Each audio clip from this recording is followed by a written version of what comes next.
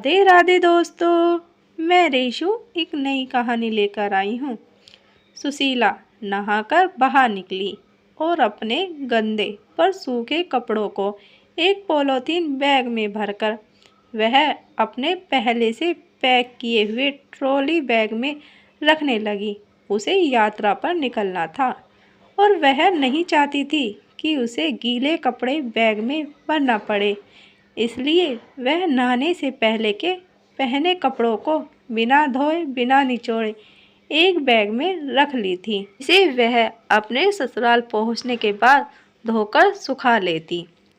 उसे लगा जैसे उसकी ट्रॉली बैग के साथ कोई छेड़खानी की गई हो। पहले जिस क्रम में सामान सजाकर रखा गया था, अब उसी क्रम में नहीं था। भाभी, वह उच्च स्वर में पुकारी, जो किचन में चाय बना रही थी। सुशीला की आवाज़ सुनी थी। जल्दी से चाय छानकर 2 प्यालों में भरी, फिर सुशीला के कमरे में पहुंची। भाभी, जब मैं नहा रही थी तब कोई घर में आया था क्या? सीमा को देखते ही सुशीला बोली। नहीं, क्यों? फिर मेरे बैग के साथ छेड़छाड़ किसने की है? लगता है जैसे कि मेरे बैग की तलाशी ली गई हो या कोई चीज़ निकाली गई हो। सुशीला गुस्से से बोली। तुम्हारे बैग में कौन सा हीरे मोती भरा हुआ है जो कोई निकालेगा? सीमा उपहास उड़ाती हुई बोली। फिर तलाशी क्यों ली गई? क्यों? तो आपको लगता है कि आपकी जो सोने की चैन गुम हो गई थी, उसे पहले मैंने घर में कहीं छुपा दिया और अब अपने ससुराल जाते समय मैं उसे अपने साथ छुपा कर ले जा रही हूँ, है ना? रोती हुई बोली। ऐसी बात नहीं है, सीमा नज़रें चुराती हुई बोली। तो फिर क्या बात है?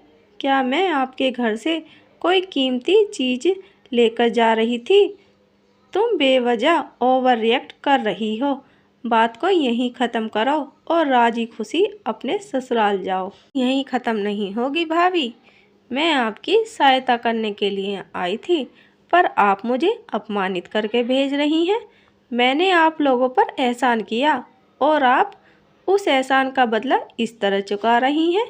एहसान की बात तो करो ही मत। आज अगर तुम उस घर में ब्याई गई हो तो मेरी और मेरे पति की वजह से, समझी? मैं तो समझ गई, पर आप भी समझ लीजिए कि जिसे आप अपना पति कह रही हैं ना, वह आपका पति बनने से पहले मेरा भाई है, मेरा बड़ा भाई। तो तुम्हारा बड़ा भाई क्या मेरी मर्जी के बगैर तुम लोगों की सहायता कर पाता है? सीमा ताना मारती हुई बोली। शीला उदास हो गई। उसने ट्रॉली बैग वहीं छोड़ा, पलंग पर रखे अपने हैंडबैग का जिप खोली और सीमा के करीब आकर बोली। हो सकता है कि आपने ट्रॉली बैग की ढंग से तलाशी नहीं लिया हो, जल्दबाजी में कोई चीज़ छूट गई हो। मैं ट्रॉली बैग यहीं छोड़कर जा रही हूँ। आराम से जब तक मर्जी हो उसे टटोलती रहिएगा। हो सकता है किसी सिलाई के पीछे कपड़ों में कोई गुप्त जेब बनाकर मैंने आपकी कोई कीमती सामान छुपा लिया हो। शायद आपकी खोई हुई सोने की कीमती चैन ही मिल जाए। और अब मेरा ये हैंडबैग भी चेक कर लीजिए और मेरे शरीर की भी तलाशी ले लीजिए, ताकि आपको तसल्ली हो सके कि आपकी चतुराई के कारण आपकी चोर ननंद आपकी कोई कीमती चीज़ आपके घर से नहीं ले जा सकी। देखो, तुम बेवजह बात बढ़ाने की कोशिश कर रही हो। सीमा तल्ख स्वर में बोली। मैं बात को बढ़ाने की कोशिश कर रही हूँ? मैं? सुशीला हैरानी से बोली। अरे बात तो बढ़ चुकी है, बहुत आगे तक बढ़ चुकी है। और वह अपने आंसुओं को पोंछती हुई मुख्य रैक में रखा अपनी जूतियां निकालकर पहनी। फिर बिना सिंगार, बिना मांग में सिंदूर भरे वह मेन गेट का दरवाज़ा खोलकर फ्लैट से बाहर निकल गई। उसने एक बार भी पीछे पलटकर सीमा की ओर देखने की कोशिश नहीं की थी। ये कुछ समझ नहीं आया। पत्थर की मूरत सी बिना हिले डुले रह गई। ट्रॉली बैग का खुला हुआ मुंह उसे अपना मुंह चिढ़ाता हुआ सा लगा। दरवाजा बंद करने के लिए वह भारी कदमों से दरवाजे की ओर चल पड़ी। सुशीला फ्लैट से बाहर निकलकर कुछ दूर तक पैदल चलती रही। फिर एक ऑटो वाले को रोककर वह उसे रेलवे स्टेशन ले जाने को कहकर ऑटो में बैठ गई। पटना रेलवे स्टेशन के बुकिंग विंडो से उसने गया जंक्शन तक का टिकट खरीदा था और मेमू ट्रेन के एक कोने में बैठकर वह अतीत की यादों में खो गई। बार बार उसके आंसू उसकी आंखों से बह निकलते थे और दिमाग में एक के बाद एक चित्र घूम रहे थे। सुशीला के बड़े भाई आकाश की जब सरकारी नौकरी लगी तब पूरे घर में उत्सव जैसा माहौल हो गया था।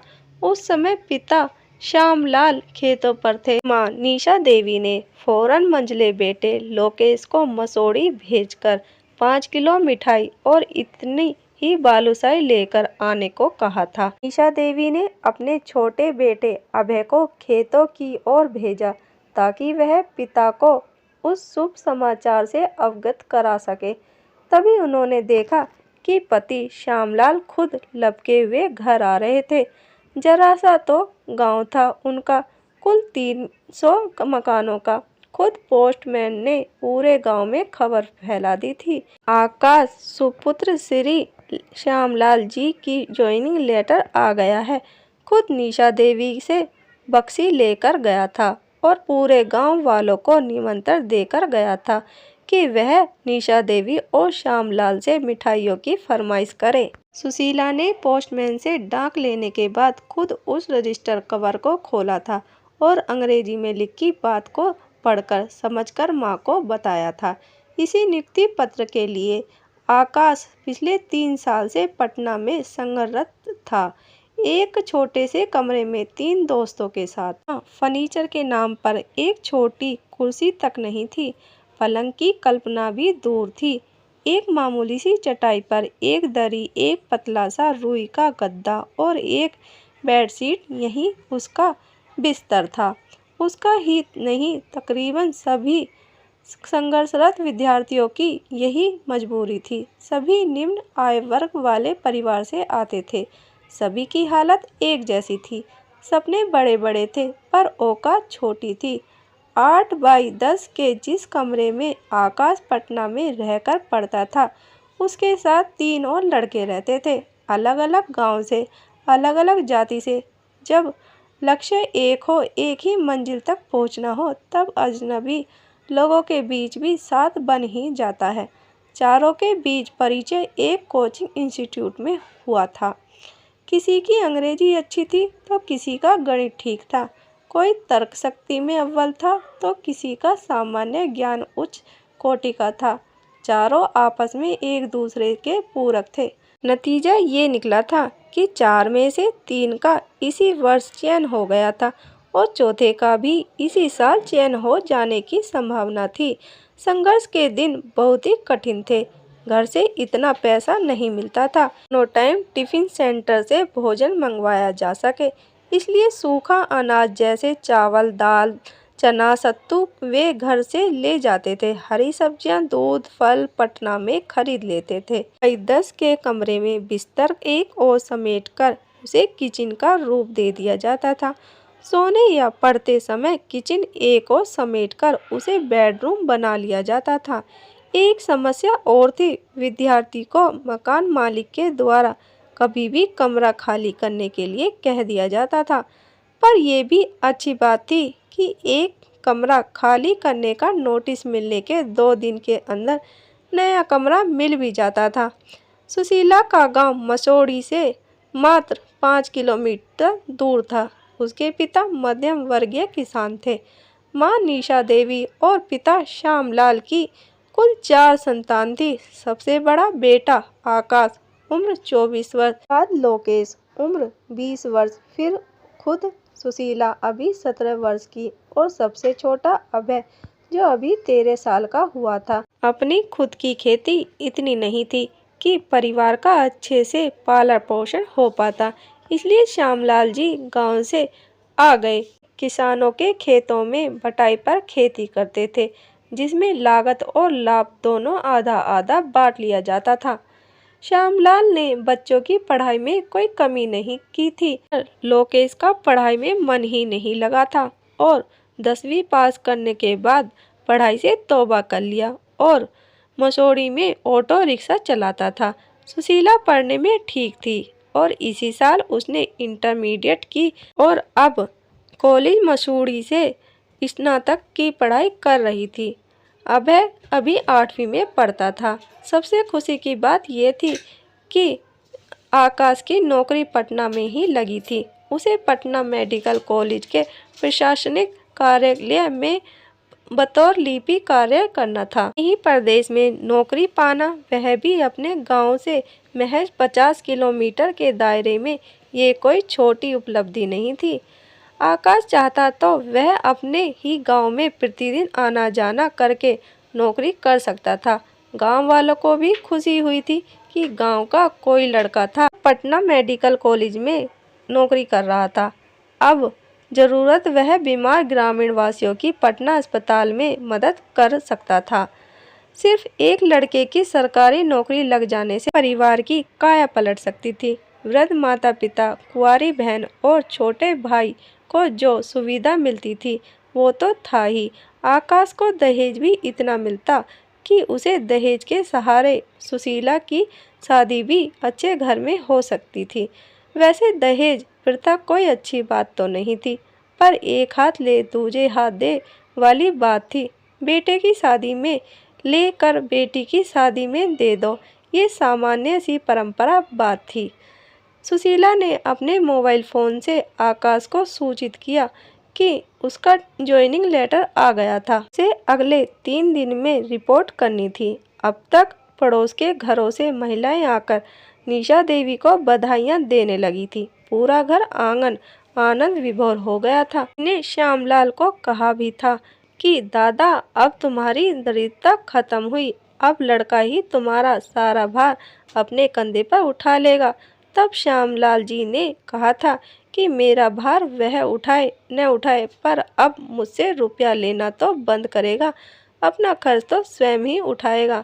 चूँकि आकाश पटना में ही रहकर पढ़ता था, इसलिए उसे गांव में रहकर नौकरी करने की आवश्यकता नहीं पड़ी थी। अभी उसका इरादा था कि इस कामयाबी को वह सिर्फ एक पड़ाव समझे, न कि अपनी मंजिल। इसलिए वह आगे भी और अच्छी नौकरी के लिए प्रयास करना चाहता था। तय हुआ कि वह अभी भी अपने पुराने साथियों के साथ ही रहे, पर ऐसा हो नहीं पाया। पहले से जो साथ रहते थे, जब उनका चयन किसी सेवा में हो गया था तो वे कमरा खाली करके चले गए थे। जो अकेला शख्स बचा था वह किसी नौकरी करने वाले के साथ नहीं रहना चाहता था। उसकी सोच थी कि भले ही आकाश उसका भी खर्चा उठा लेगा, पर बदले में इतनी चमचागिरी करनी पड़ेगी कि वह अपनी खुद की पढ़ाई पर ध्यान नहीं दे पाएगा। उसने उसी मोहल्ले में एक फ्लैट किराए पर ले लिया था और अब वह उसी में रहने लगा था। पहला वेतन मिलते ही आकाश का जीवन बदल गया था। सन्यासी जैसा जीवन एक सांसारिक जैसा होने लगा था। ड्यूटी से लौटने के बाद भोजन इत्यादि की व्यवस्था करने में ही वह थक जाता था। पहले जब वह किताबें खरीद नहीं पाता था तब किसी से मांगकर पढ़ लेता था।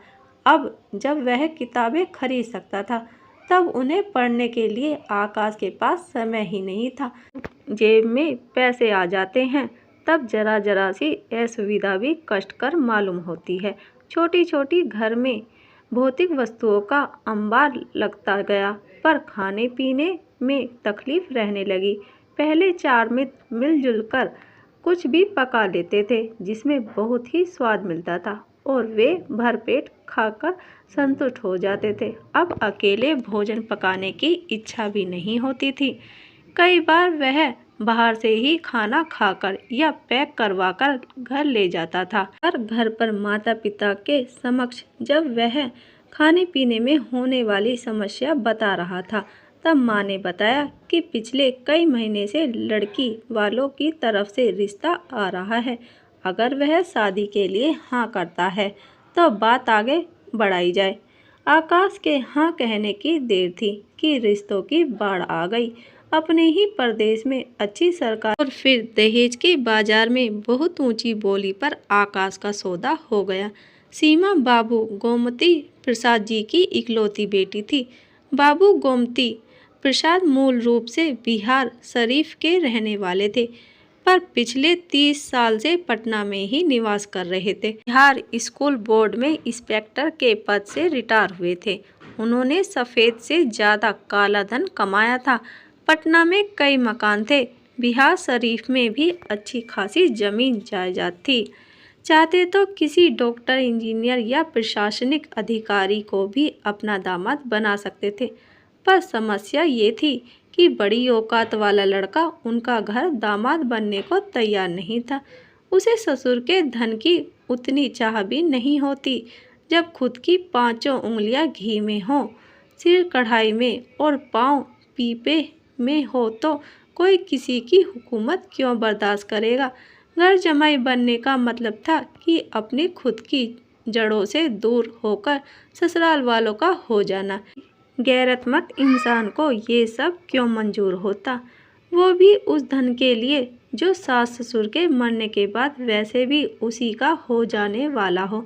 यही कारण था कि बाबू गोमती प्रसाद जी ने किसी बड़ी औकात वाले लड़के को अपना दामाद बनाने की अपेक्षा एक छोटी औकात वाले लड़के की औकात को बड़ा बनाने का फैसला किया।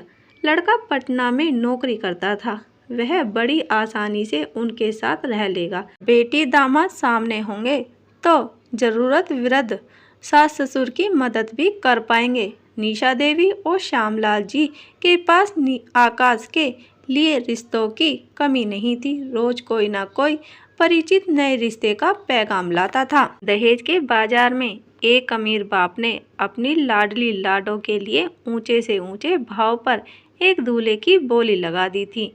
अमीर माँ बाप की इकलौती रूपवती शिक्षित बेटी सीमा में उन्हें कोई कमी नहीं दिखी थी। शीला को भी सीमा सर्वगुण संपन्न लगी थी। मनचाहा दहेज एक विशिष्ट आकर्षण था। कुंडली मिलने के बाद एक शुभ लगन में सीमा के संग आकाश का विवाह हो गया था। बापू गोमती प्रसाद जी चाहते थे कि श्यामलाल जी के सहपरिवार पटना आ जाएं, वहीं एक मकान में या किसी मैरिज गार्डन में रहकर विवाह संपन्न करवाएं। श्यामलाल जी की शर्त थी कि बारात तो मेरे गांव से ही जाएगी। आकाश के मामा और फूफा का भी यही मन था। उनके गांव और पटना के बीच लगभग 40 किलोमीटर की दूरी थी, जो बस और कार के द्वारा बहुत आसानी से तय किया जा सकता था। बाबू गोमती प्रसाद पर उनकी बोली से मैं झलकता था। हर काम में अहंकार का भान होता था। गांव से बारात आई थी। पटना से भी लगभग 100 लोग उस बारात में सम्मिलित हुए थे। कुछ आकाश के सहकर्मी थे तो बहुत से बेरोजगारी के दिनों के साथी थे। पटना से आए बाराती एवं गांव से आए युवा बारातियों को तो विवाह के आधुनिक भव्य आयोजन का आनंद आ रहा था, परंतु बुजुर्ग लोग भुनभुना रहे थे। उन्हें जमीन पर बैठकर लोगों के साथ बैठकर खाने की आदत थी, जहां सब बैठे हों और एक खाना परोसा जाता हो। पर नई व्यवस्था में भोज्य पदार्थ का स्टॉल लगा दिया जाता था और खाने वाला घूम घूम कर प्लेट इस तरह बढ़ाता था मानो भिखारी भीख मांगने के लिए भिक्षा पात्र बढ़ा रहा हो। आकाश के मामा और फूफा इस व्यवस्था से खफा थे। खाना खाने से इनकार कर दिया था। बाबू गोमती प्रसाद जी, जिन्होंने आकर्षक पंडाल पर भोजन के प्लेट सिस्टम पर बहुत ही ज़्यादा खर्च किया था, भड़क उठे थे और जाने अनजाने में कुछ ऐसे कटु बातें कह गए जो आकाश को चुभ गए। आकाश समझ गया था कि अगर उसके पास सरकारी नौकरी नहीं होती तो बाबू गोमती प्रसाद जी का दामाद बनना तो दूर, वे उसे अपने गार्डन में बतौर माली भी घुसने की इजाज़त नहीं देते। बाद में मामा और फूफा जैसे लोगों के लिए भी आनन फानन व्यवस्था करवाई गई थी। ससुर के प्रति आकाश के मन में कड़वाहट आ गई थी। विदाई के बाद सीमा ससुराल के गांव पहुंची। जो दिन में ही शहरी वातावरण में पली बड़ी सीमा का मन गांव के परिवेश में घिन हो उठा था। उसे वेस्टर्न जीवन शैली की आदत थी, जबकि गांव के छोटे से घर में एसी था न दूसरी अन्य सुविधाएं में वह बाथ टब में नहाती थी। यहाँ तो शौचालय भी देहाती था, कैसे एडजस्ट करती। निशा देवी अनपढ़ जरूर थी, ना समझ नहीं। उन्होंने सीमा के चेहरे पर उसके मनोभाव को पढ़ लिया था। के बाद जब सीमा का चचेरा भाई विदा करवाने आया तो रिश्तेदारों के मना करने के बावजूद भी निशा देवी ने बहू को फल, मिठाइयाँ और न्यूनतम वस्त्रों के साथ विदा कर दिया था। सभी मेहमानों के अपने अपने घर लौट जाने के बाद जब आकाश ज्वाइन करने पटना गया, वहाँ उसके लिए सरप्राइज था। उसने अब तक हनीमून ट्रिप का नाम ही नहीं सुना था, कभी कल्पना भी नहीं की थी कि उसके जैसे लोगों के नसीब में हनीमून जैसा शब्द भी आएगा, जब वह अपनी हनी को मून दिखलवाने के लिए ढेरों मनी खर्च कर पाएगा। सास प्रभा देवी के सौजन्य से उन्हें 15 दिनों के लिए कश्मीर की वादियों में हनीमून मनाने का सौभाग्य प्राप्त हुआ था। पारी शरीफ हवाई अड्डे से पहले दिल्ली, फिर दिल्ली से श्रीनगर की फ्लाइट थी। आकाश ने इससे पहले हवाई अड्डा अंदर से देखा भी नहीं था। प्रभा देवी बेटी का हर शौक पूरा करना चाहती थी।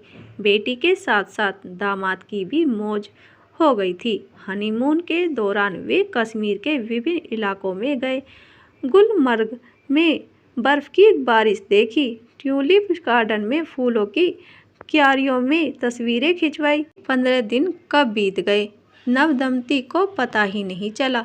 सच तो ये था कि पूरी जिंदगी अभावों में पला आकाश अपनी औकात भूल गया। आनंद ही आनंद, सुख ही सुख, मस्ती ही मस्ती। काश पूरी जिंदगी इसी तरह सुख का हिंडोला झूलते झूलते गुजर जाता, जीवन का हर लम्हा मौज मस्ती में गुजर जाता। जब वापस फुलवारी शरीफ के रनवे को छुआ तो आकाश का शरीर ही नहीं, उसकी औकात भी अपने वजूद में लौटा। हवाई अड्डे से टैक्सी चली तो सीधे बाबू गोमती प्रसाद जी के 2 मंजिली आवास पर पहुंची। शाम का वक्त था। आकाश अपना सूटकेस पैक कर रहा था। कर रहे हो? उसे पैकिंग करते देख सीमा बोली। कल से ड्यूटी ज्वाइन करनी है, इसलिए अपने घर जाने की तैयारी कर रहा हूँ। ड्यूटी तो इस घर से भी कर सकते हो। हाँ, पर यहाँ से ड्यूटी करना क्यों जाऊँ? अरे इतना बड़ा घर है, 2 मंजिल है, कितने ही कमरे हैं, तुम्हें कहीं और रहने की ज़रूरत ही क्या? सीमा समझाने वाले अंदाज में बोली। तो तुम चाहती हो कि मैं तुम्हारे साथ इसी घर में रहूं? सिर्फ तुम चाहती हो या तुम्हारे माता पिता भी चाहते हैं? मम्मी से मेरी बात हो गई है, ऊपर वाला पूरा फ्लोर हमारे इस्तेमाल में रहेगा। मतलब ये हुआ कि अब मेरा स्टेटस घर जमाई का होगा, किसी सजावटी पालतू कुत्ते की तरह। सिट कहने पर मुझे बैठना पड़ेगा, स्टैंड अप कहने पर मुझे उठ खड़ा होना पड़ेगा, कहने पर भागना पड़ेगा, और कम हियर सुनकर दुम हिलाते हुए मालिक के हुजूर में पेश करना होगा। हे भगवान, न जाने कैसी कैसी बातें सोच लेते हो तुम। अरे इतना बड़े घर में मम्मी पापा अकेले रहेंगे, हमें उनकी देखभाल भी करनी होगी। एक साथ रहेंगे तो इनकी देखभाल भी हो जाएगी और हमारा मकान का किराया भी बच जाएगा। ठीक है, बस मेरे एक सवाल का जवाब दे दो। भविष्य में जब कभी मेरे माता पिता मेरे पास आना चाहें, रहना चाहें, तो कहाँ आएंगे, कहाँ रहेंगे? यहीं 2-4 दिन के लिए। माता पिता जब यहाँ आएंगे और किसी ने पूछा कि कहाँ जा रहे हो, तो मेरे माता पिता क्या कहेंगे? समधियाने जा रहा हूँ, या ये कहेंगे कि बेटा बहू के पास जा रहा हूँ। और जब वे बूढ़े हो जाएंगे, हमेशा हमारे पास रहने के लिए मजबूर हो जाएंगे, तब तुम्हारे माता पिता तो मुझे घर जमाई मान लेंगे, पर मेरे माता पिता को क्या मानेंगे? घर समधी या घर समधन? जब ये विवाद चल रहा था तब बाबू गोमती प्रसाद जी घर में ही थे। इस स्वर में शुरू हुआ विवाद जब ऊंची ऊंची तीखे तीखे बोली में शुरू हुआ तो बाबू गोमती प्रसाद जी कमरे में आए। बोले, अरे अभी अभी तो तुम लोग घूम फिर कर आए हो और अभी अभी लड़ाई झगड़ा। माने लड़ाई की वजह अपने पिता को बताई। अगर ये हमारे देखभाल नहीं करना चाहते हैं तो इनके साथ कोई जबरदस्ती थोड़ी की जा सकती है। बाबू गोमती प्रसाद आहन स्वर में बोले, मैं आप लोगों की देखभाल करने से मना नहीं कर रहा हूँ। अगर मैं ये चाहता हूँ कि सीमा मेरे माता पिता की इज्जत करे, उनकी केयर करे, तो यही फ़र्ज मुझ पर भी लागू होता है कि मैं भी मेरे सास ससुर की सेवा व सहायता करूं, आप लोगों का सम्मान करूं। प्रॉब्लम क्या है? प्रॉब्लम ये है कि सीमा चाहती है कि मैं ये सब यहीं रहकर करूं, जबकि यही काम मैं मेरे घर में रहकर भी कर सकता हूं। आकाश बोला, उस घर में रहकर नहीं, मुझे 1 सप्ताह का वक्त दीजिए, मैं बड़ा घर ले लूँगा।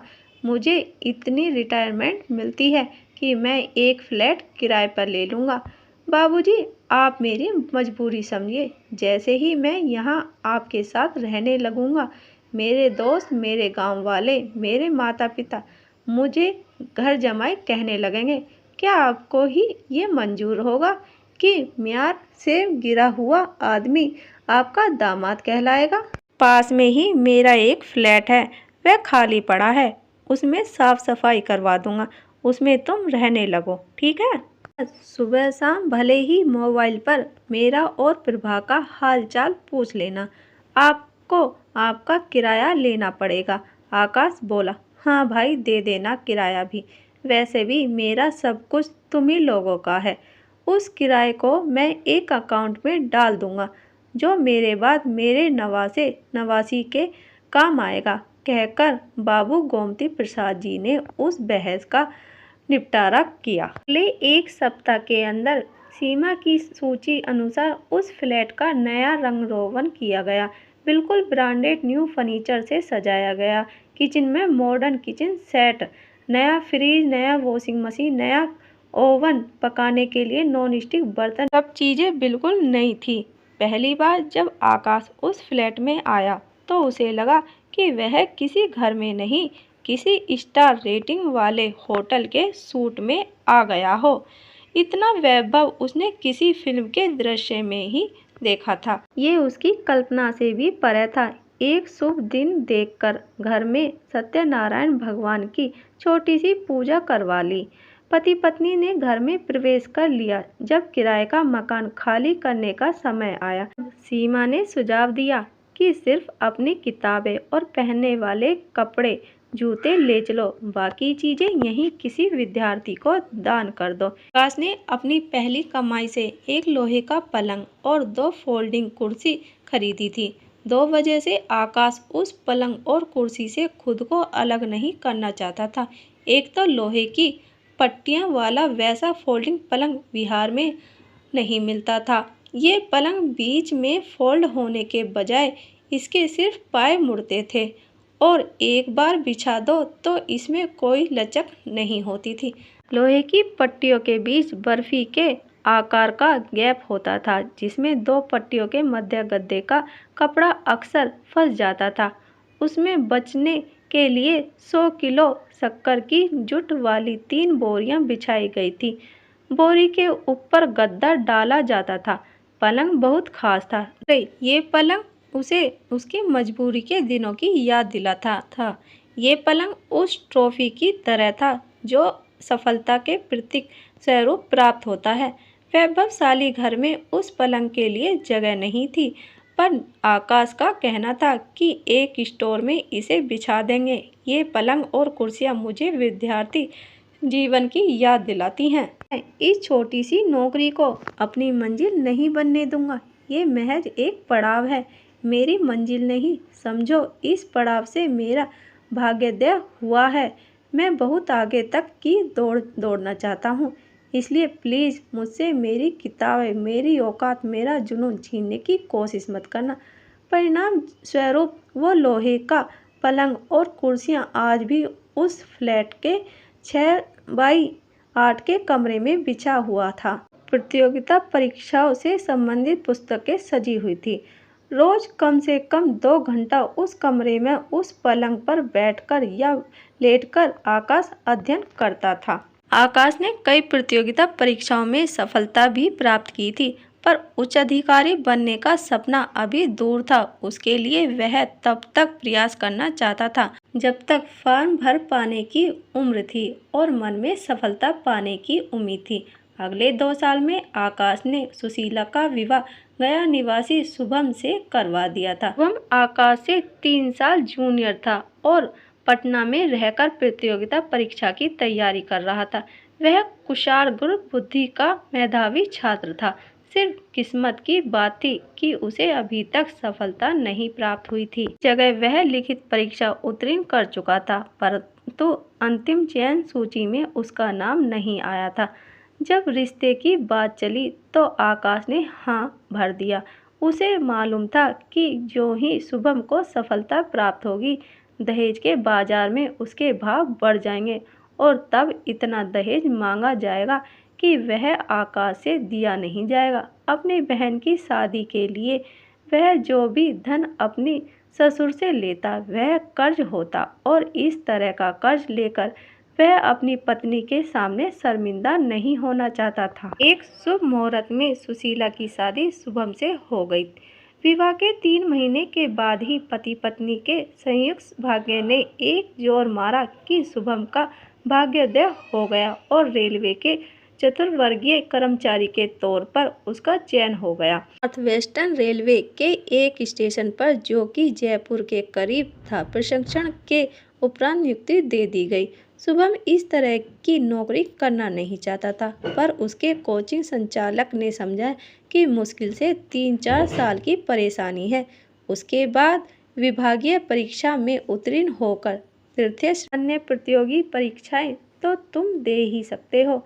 आकाश ने भी बहनोई को यही सुझाव दिया कि इस हाथ आई नौकरी को मत छोड़ो, ज्वाइन करो, बाद में मन करे तो नौकरी करना, नहीं मन करे तो दूसरी नौकरी के लिए तैयारी करो, वो भी मन न करे तो जो चीज़ चाहे वो करना। शुभम ने सभी को धन्यवाद किया और जयपुर राजस्थान के लिए टिकट कटवा लिया था। सुशीला का पांव शुभ माना गया। सास ससुर जो स्वभाव से बहुत अच्छे थे, उनके मन में सुशीला का मान बढ़ गया था। शुभम राजस्थान गया ही था कि आकाश को पता चला कि सीमा के पांव भारी थे। शादी के 2 साल बाद उन्हें ये शुभ समाचार मिला था। आकाश ने कुछ गणित लगाया, फिर बोला, चलो ये भी ठीक ही है कि लाइफ अपने आप प्लान हो रहा है। आने वाला बच्चा चाहे लड़का हो या लड़की, मेरे रिटायर होने से 7-8 साल पहले सेटल हो जाएंगे। दूसरा बच्चा अगर 3-4 साल बाद भी हुआ तो हम हस्बैंड वाइफ रिटायरमेंट से पहले पारिवारिक जिम्मेदारी से मुक्त हो जाएंगे। आकाश ने अगले ही दिन सीमा को डॉक्टर को दिखाया और कंफर्म हुआ कि सीमा का अंदेशा सही था। दोनों के माता पिता अगली पीढ़ी के आने की खुशी में बहुत खुश थे। एक शाम जब आकाश अस्पताल से लौटा तब सीमा के मुख पर मुर्दानी छाई हुई थी। तबीयत तो ठीक है? जब आकाश ने पूछा तब सीमा ने बताया कि आज ब्लीडिंग हुई है। तो आकाश ब्लीडिंग का तात्पर्य नहीं समझ पाया, पर जब समझा तब फौरन डॉक्टर को संपर्क किया। डॉक्टर ने उन्हें सीमा को एम्बुलेंस से हॉस्पिटल पहुंचाया गया, जहां सोनोग्राफी हुई, कुछ और भी टेस्ट करवाए। डॉक्टर ने बताया कि अब कुछ भी नहीं बचा है, बच्चा गर्भ में ही मर गया था, पहले ही विकास रुक गया था और अब ऑपरेशन ही अंतिम निदान है। अगले 1 घंटे के अंदर डॉक्टर सीमा का उपचार कर रहे थे। डॉक्टर ने अगले कुछ दिनों के लिए सीमा को पूर्ण विश्राम करने का कहा था। आकाश ने अपनी मां और सास से बात की। गांव में फसल कट रही थी, इसलिए मां का आना संभव नहीं था और सीमा की मां खुद बीमार रहती थी।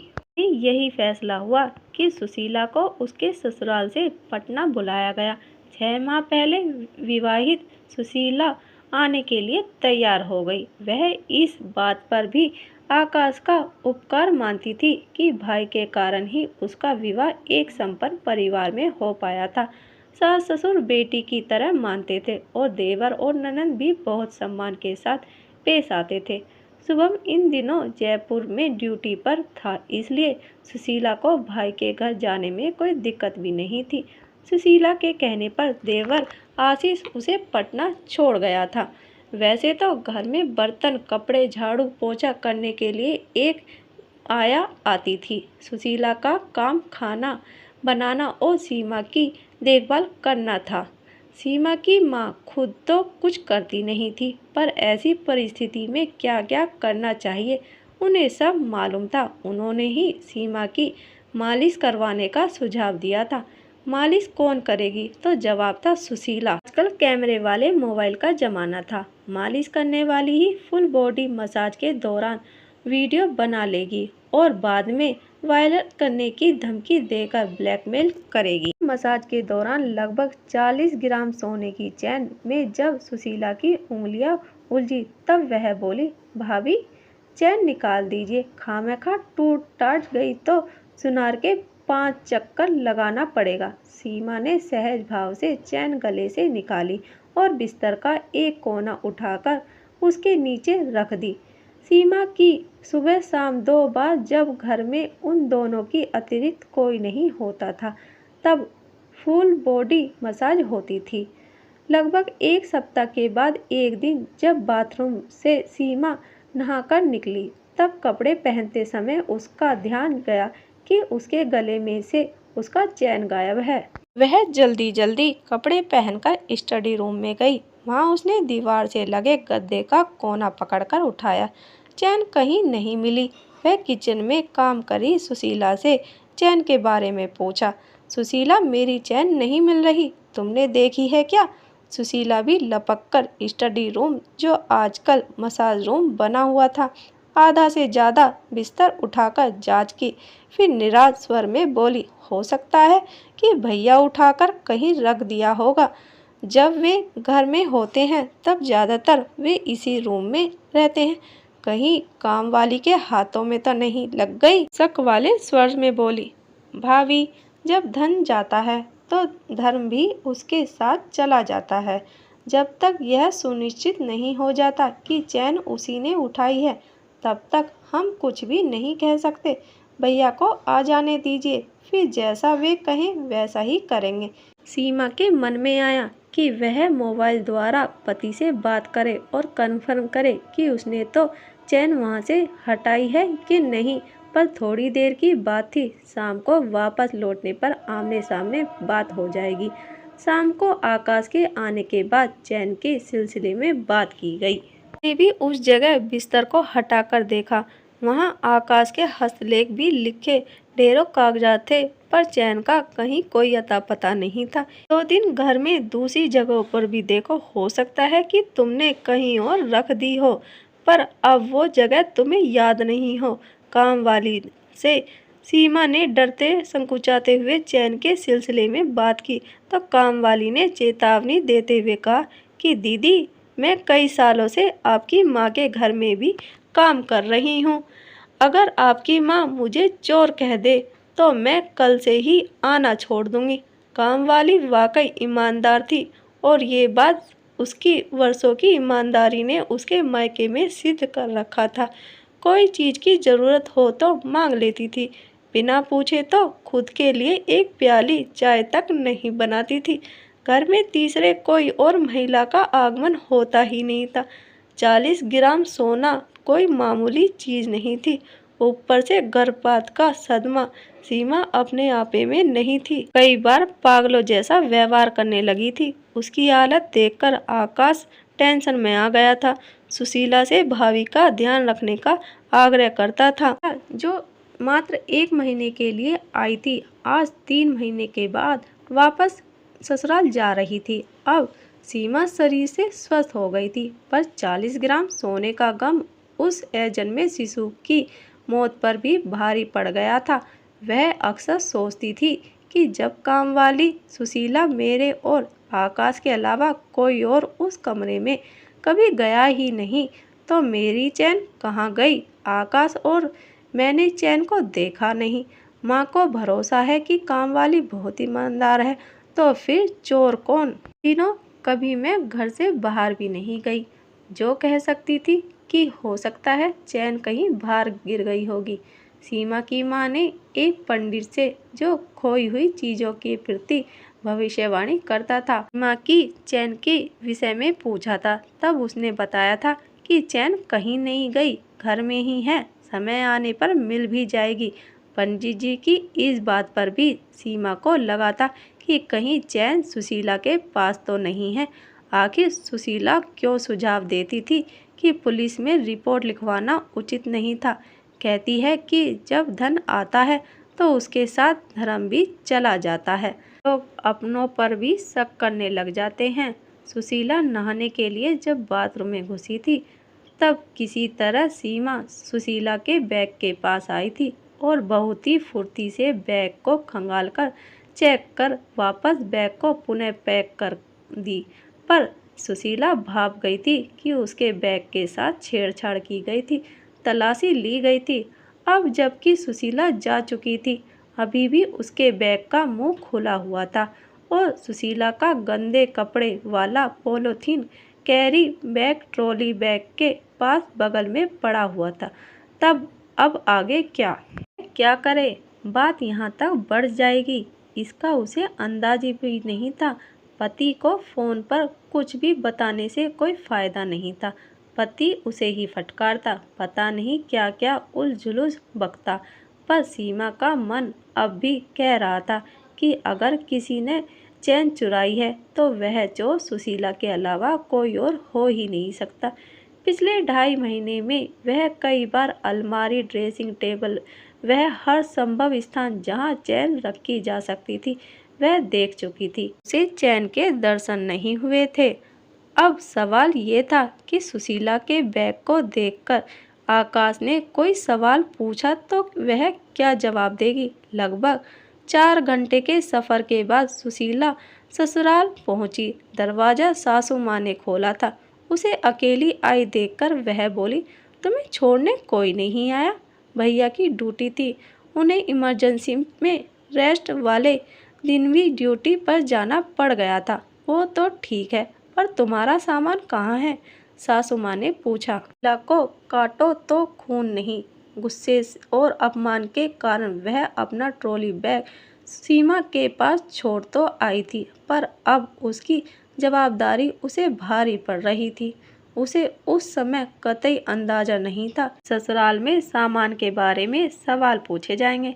सास से वह झूठ बोलना नहीं चाहती थी और सच बताना भी संभव नहीं था। वह फूट फूट कर रोने लगी। सास ने उससे ज़्यादा पूछताछ करना सही नहीं समझा। अनुभवी आंखें बिना बोले भी बहुत कुछ समझ रही थी। उन्होंने उसके पीठ पर हाथ रखकर उसे दुलार किया। सुशीला सास से चिपक गई और न चाहते हुए भी उसके मुंह से सारा सच निकल आया। जब वह चुप हुई तो सास पुष्पा देवी संयत स्वर में बोली, हमने उसका चैन ली है कि नहीं? फिर फिक्र मत करो, कभी न कभी सच का सूरज चमकेगा और झूठे लोगों का मुंह उसकी गर्मी से झुलस जाएगा। आज जिसने तुम्हें रुलाया है कल वही पश्चाताप करेगी। घटना से एक बात सच निकली है कि शाने सच कहते हैं कि धन आ जाने से रहीसी नहीं आ जाती। तुम्हारे भाई ससुर ने रिश्वत की कमाई से धन संपत्ति जरूर बना ली है, पर बेटी को संस्कार नहीं दे पाए। संस्कार के मामले में वे लोग हल्के ही रह गए। खैर जाओ, मुंह हाथ धो लो। मैं बिन्नो सुशीला की ननंद को कहकर चाय बनवाती हूँ। ये सुशीला का सौभाग्य था कि उसे इतना अच्छा ससुराल मिला था, इतनी प्यार करने वाली सास मिली थी, वरना सास बहू के संबंध इतने मधुर कम ही होते थे। शाम हुई, आकाश घर लौटा। तब तक सीमा ने घटना की कहानी बना चुकी थी। चाय पिलाने के बाद वह बोली, सुशीला आज नाराज होकर गई है। नाराज होकर? क्यों, क्या हो गया? सुबह तो कितनी खुश थी, अकेली ससुराल जाने के लिए भी तैयार हो गई थी। क्या है कि मुझे उसका बैग सही तरीके से पैक किया हुआ नहीं लगा था। मैंने उसका बैग सलीके से जमा दिया था, जिसे वह ये समझी कि मैंने उसके बैग की तलाशी ली है। इसी गुस्से में वह अपना बैग यहीं छोड़कर चली गई है। आकाश एक पल में सारा मांजरा समझ गया था। वह सिर थामकर बैठ गया। उसके चेहरे पर पीड़ा की एक लहर उठी, फिर आंसुओं का सैलाब सा बह निकला। थोड़ी देर तक आंसू बहने के बाद वह बोला, मैंने क्या किया? जो किया तुमने ही किया है। उसे मेरे घर से चोरी करने की क्या जरूरत थी? वह हम तीनों भाइयों में इकलौती बहन है, सबकी लाडली है। वह तो मुझसे मांग भी लेती तो मैं उसे वैसी ही चैन बना देता। सीमा कोई गंगा जी में खड़ा होकर भी कहे कि सुशीला ने मेरे घर में चोरी की है, भी मैं विश्वास करने को तैयार नहीं हूँ। विश्वासघात वही होता है जहाँ विश्वास होता है। सीमा तीखे स्वर में बोली, मैं नहीं मानता। जब तुम्हारी और मेरी माँ ने भी हमारी मदद करने से इनकार कर दिया था, तब वह हमारी मदद करने के लिए आई थी। पूरी निष्ठा से उसने तुम्हारी सेवा की है, पर तुमने उसे क्या दिया? सीमा, तुमने मददगार हाथों के ऊपर थूक दिया है। आकाश बहुत देर तक उधेड़बुन में लगा रहा। उसे समझ नहीं आ रहा था कि सीमा की इस भूल को वह कैसे सुधारे। वह शर्त लगाकर कह सकता था कि सुशीला ने चोरी नहीं की है। वह चोरी कर ही नहीं सकती थी, उसे किसी चीज का लालच ही नहीं था। पर उसकी इस तरह की बातों से सीमा को कोई फर्क नहीं पड़ता था। के करीब रहने का जो नुकसान होता है, ये उसे दिखने लगा था। पत्नी का कॉन्फिडेंस लेवल हाई रहता था और वह मनमानी करने लगी थी, बेवजह बहस करती थी, खुद की गलती मानने में भी अपनी हटी समझती थी। बहुत सोच विचार के बाद आकाश ने सुशीला के मोबाइल पर रिंग किया। रिंग जाता रहा पर उधर से फ़ोन नहीं उठाया गया। आकाश ने एक बार फिर रिंग किया। जब इस बार भी फ़ोन नहीं उठाया गया तो वह चुपचाप मोबाइल रख दिया। सुशीला ने दोनों बार मोबाइल का रिंग सुना था, पर उसकी इच्छा ही नहीं हुई कि वह आकाश से बात करे। भाई भी या तो उस पर वही इल्ज़ाम लगाता या पत्नी की गलती को सुधारने के लिए रफूगिरी करने का प्रयास करता। सच तो ये था कि इस समय उसका मन बहुत दुखी था और उसे किसी से भी कोई बात करने की इच्छा ही नहीं थी। यूँ तो पटना से ससुराल तक पूरे रास्ते वह आंसू बहाती हुई आई थी, पर मन का गुबार सास के सामने रो लेने से कम हुआ था। सुबह से उसने कुछ भी खाया नहीं था, पर मन में इतनी पीड़ा थी कि उसे भूख की अनुभूति भी नहीं हुई थी। ने उसे चाय पिलाई, फिर सास ने ही उसे नहा धोकर विश्राम करने के लिए कहा था। अपने कमरे में अटैच बाथरूम में भी वह बुक्का फाड़कर रोई थी। फिर बहुत देर तक बाद शावर के नीचे खड़ी रही, ठंडे पानी से भीगती हुई अपने क्रोध की अग्नि को शांत करने का प्रयास करती हुई। सिंगारदान के आईने के सामने खड़ी होकर उसने मांग में सिंदूर भरा, फिर कमरे से निकलकर किचन में पहुंची। वहां ननंद और सासू माँ रात के खाने की तैयारी कर रही थी। आप जाइए, मैं और बिन्नो मिलकर खाना बना लेंगे, सुशीला बोली। तुम रेस्ट करो, आज खाना मैं बनाऊंगी, पुष्पा देवी बोली। सुशीला वापस अपने कमरे में आ गई। उसने शुभम के मोबाइल पर रिंग किया। शुभम ने फ़ोन उठाया तो वह सपाट स्वर में बोली, 6 महीने की नौकरी करके आपने कितने बचत कर ली है? क्या बात है? न कोई प्यार मोहब्बत की बातें, न कोई शिकवा शिकायत, सीधे नगद नारायण की बातें। शुभम, 5 मिनट के लिए सीरियस हो कर बात कीजिए प्लीज़। क्या आप ट्रैकमैन की इस नौकरी से संतुष्ट हैं? सुशीला ने सीधे शुभम के अंतर्मन को छेड़ दिया। कुछ पलों तक उधर से खामोशी छाई रही। फिर शुभम धीरे से बोला, जो आदमी कलेक्टर बनना चाहता हो उसे प्रदेश में रेलवे का मजदूर बनना पड़ा। अगर नौकरी पसंद नहीं है तो क्यों कर रहे हैं ये नौकरी? माँ जी जैसा बताती हैं उसके अनुसार गांव में आपकी जो ज़मीन है उस पर कोई दूसरा आदमी खेती करता है। दूरी ही करनी है तो रेलवे की क्यों, हम अपनी ज़मीन पर मेहनत करें न, कम से कम किसान तो कहलाएंगे। क्या हो गया है? आज बहुत गहरी बातें कर रही हो, थोड़े बहुत पैसे से मेरा गुजारा नहीं होगा। मुझे जीवन जीने के लिए बेहतरीन जीवन जीने के लिए बहुत पैसा चाहिए। इसके लिए हमें करना क्या होगा? शुभम उपहास उड़ाते हुए बोला, मेहनत मेहनत। अरे जो कहना है स्पष्ट चाहती हूँ कि रेलवे की मजदूरी जैसी नौकरी छोड़िए। अगर नौकरी ही करनी है तो ढंग की कीजिए और जो भी पैसा आपने जमा किया है मुझे दीजिए। मैं छोटा सा ही पर खुद का स्टार्टअप करना चाहती हूँ। मैं मेरा बुढ़ापा गरीबी और तंगी में नहीं देखना चाहती हूँ।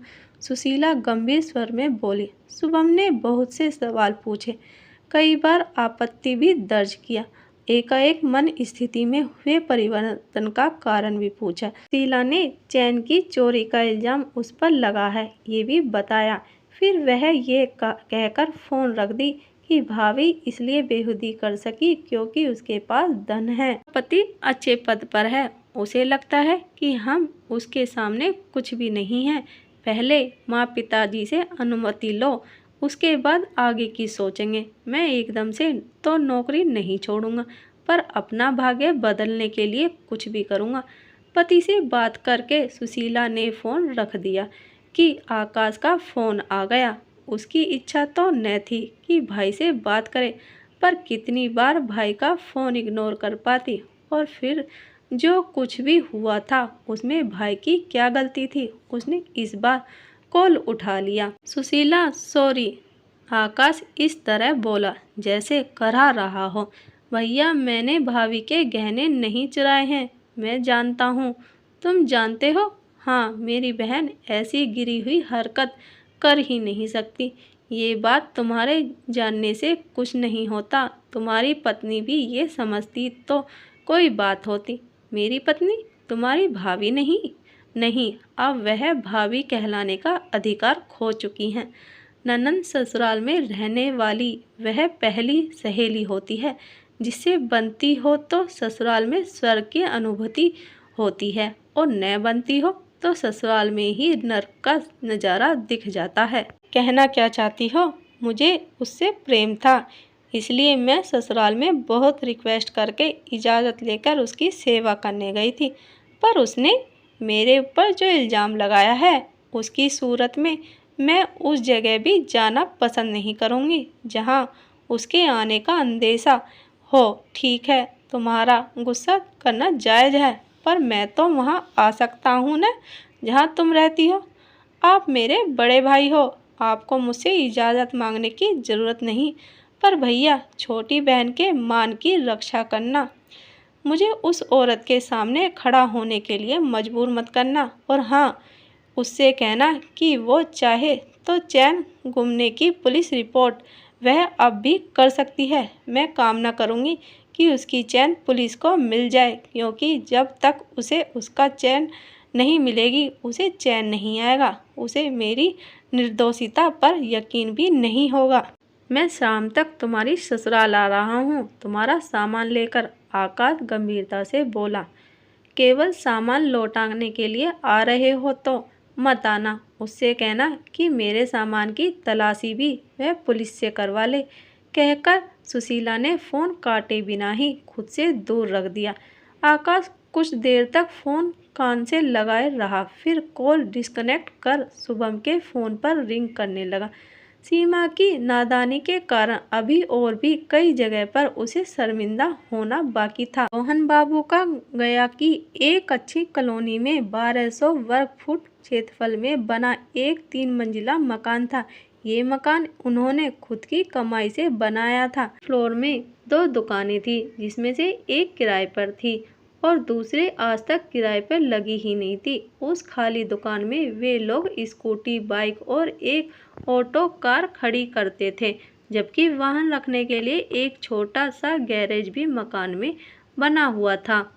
मकान बनवाते समय उन्होंने एक फ्लोर किराए पर देने की सोची, पर बाद में मन बदल गया था। दोनों फ्लोर उन्हीं के निजी इस्तेमाल में था। इस समय देवर आशीष 12वीं का छात्र था और बिन्नो, जिसका स्कूल का नाम विमला था, वह 10वीं की छात्र थी और इस साल बोर्ड की परीक्षा देने वाली थी। डाइनिंग रूम में आशीष, सास और ससुर मोहन बाबू खाना खा रहे थे। अन्य दिनों के विपरीत आज बिन्नो किचन में रोटियां सेक रही थी और सुशीला खाना परोस रही थी, जबकि हर रोज सुशीला रोटियां सेकती थी और बिन्नो खाना सर्व करती थी। पापा जी, क्या मैं आपसे बात कर सकती हूँ? पर नजर गड़ाए भोजन कर रहे रोहन बाबू से सुशीला ने अनुमति मांगी। रोहन बाबू ने रिमोट से टीवी का वॉल्यूम कम किया, आश्चर्य से सुशीला की ओर देखे। उन्हें ताज्जुब हुआ था कि जो बहू कोई भी बात सास के माध्यम से उन तक पहुंचाती थी, आज स्वयं पूछ रही थी। मुझे आपसे कुछ बात करनी है, सुशीला सहमे स्वर में बोली। भावहीन स्वर में बोले, पापा जी, आपने मकान के ग्राउंड फ्लोर पर 2 दुकान हैं, जिसमें से एक दुकान अब भी खाली है। तो मैं चाहती हूँ कि आप मुझे थोड़ी सी आज़ादी, थोड़ा सा संयोग और कुछ करने की अनुमति दे। किस तरह की आज़ादी, किस तरह का संयोग और क्या करने की अनुमति चाहती हो? सबसे पहले तो मुझे स्कूटी चलानी सीखनी है, उसके बाद कहीं आने जाने की अनुमति चाहिए। तुम स्कूटी चलाना चाहती हो? सास तनिक हैरानी से बोली। गलत क्या है? मैं तो चाहता हूँ कि बिन्नो भी स्कूटी चलाना सीखे। ये सब आधुनिक जीवन शैली की सुविधाएं हैं, एक हुनर है जिसे आजकल के बच्चों को सीखना ही चाहिए। और क्या चाहती हो? ससुर बोले, मुझे दुकान की चाबी चाहिए और ज़रूरत के हिसाब से उसमें मैं रंग रोगन और फर्नीचर करवाना चाहूँगी। थोड़े बहुत शेल्फ भी लगवाना चाहूँगी। की दुकान खोलना चाहती हो? जनरल डेली यूज की चीज़ें जैसे नमक, दालें, आलू, प्याज, बच्चों के लिए बिस्किट, चॉकलेट जैसी चीज़ें।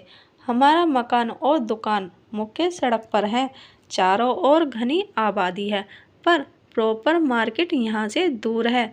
छोटी मोटी चीज़ें के लिए बाजार जाना पड़ता है। कई बार सामान से ज़्यादा कीमत का पेट्रोल जल जाता है। अगर हम लोगों को सुविधा देंगे तो हमें भी थोड़ा बहुत लाभ होगा। रोहन बाबू बोले, अगर दुकान नहीं चली तो? ऐसा होना तो नहीं चाहिए, पर अगर ऐसा हो भी गया तो बहुत अधिक की हानि नहीं होगी। तकरीबन चीज़ें तो हमारे घर में ही यूज हो जाएंगी। इतना क्रांतिकारी विचार तुम्हारे मन में आया कब? पुष्पा देवी पूछी। माँ जी, शादी से पहले मैं ग्रामीण परिवेश में रही थी।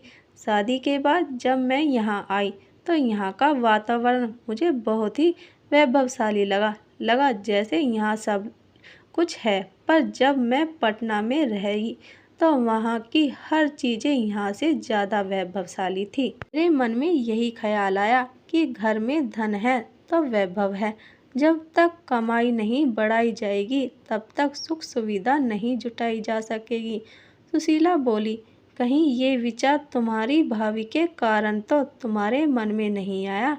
पुष्पा देवी ने बोला, विचार तो पहले से ही मन में था, पर भाभी के कारण एकदम से फैसला लिया।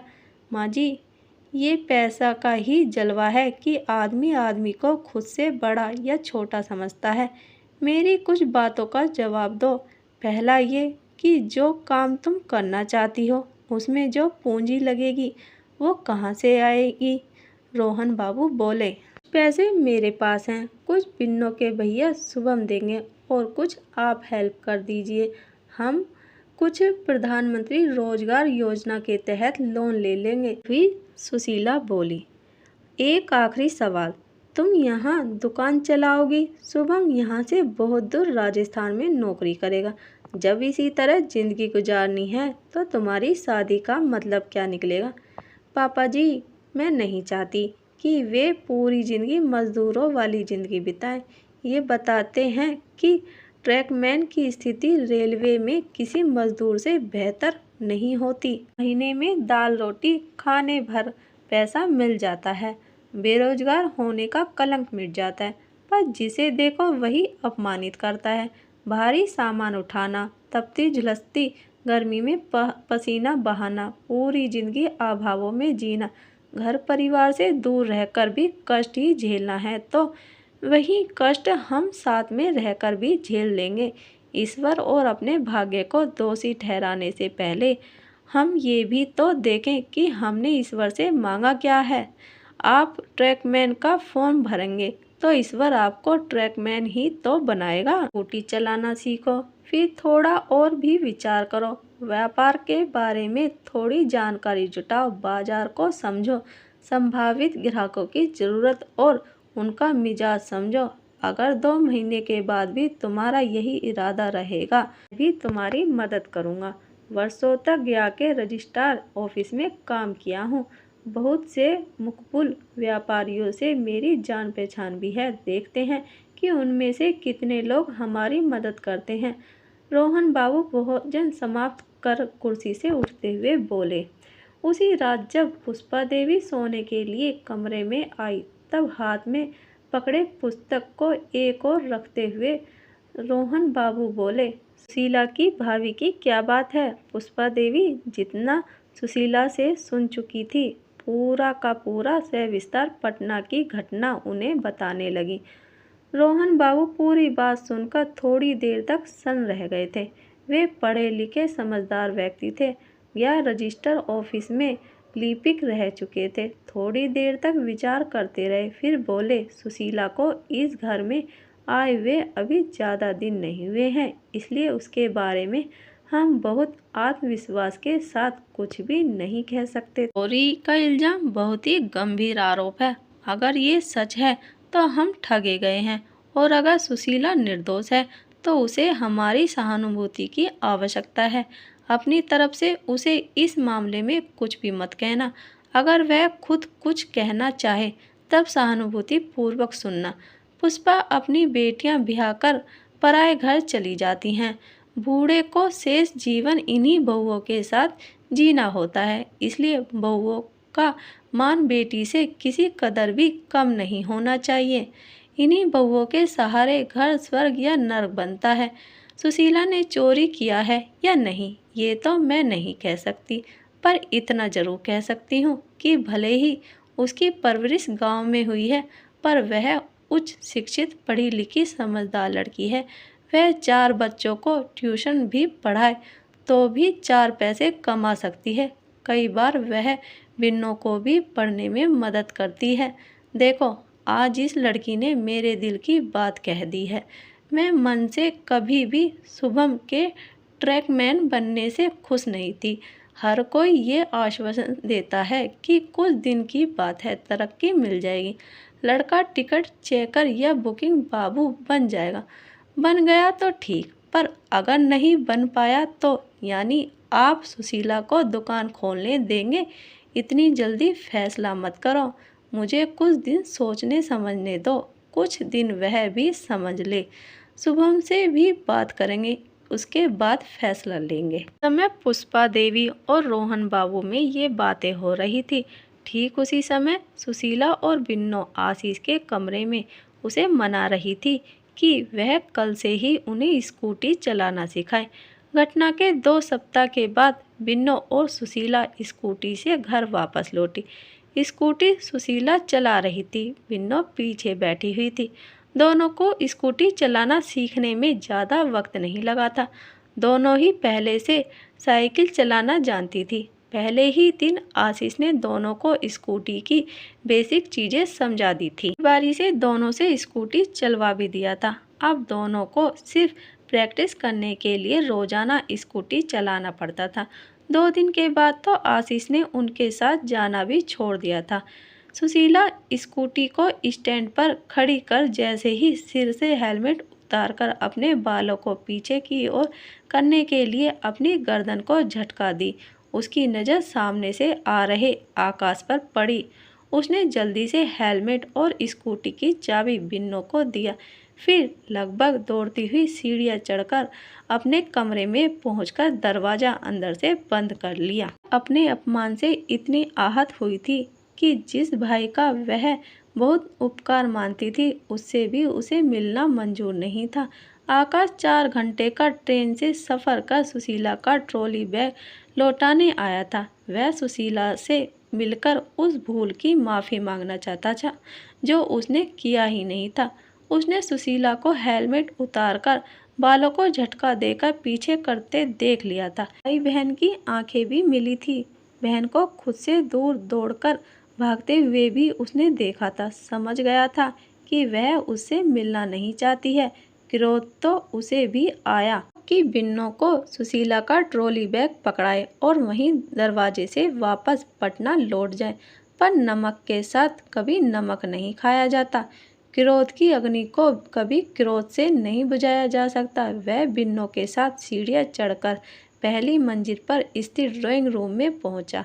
बिन्नों के कहने पर एक सोफे पर बैठा। थोड़ी देर में ही बिन्नों एक ट्रे में पानी और शरबत का गिलास लेकर आ गई। शरबत पीते हुए आकाश ने सुशीला को फ़ोन किया।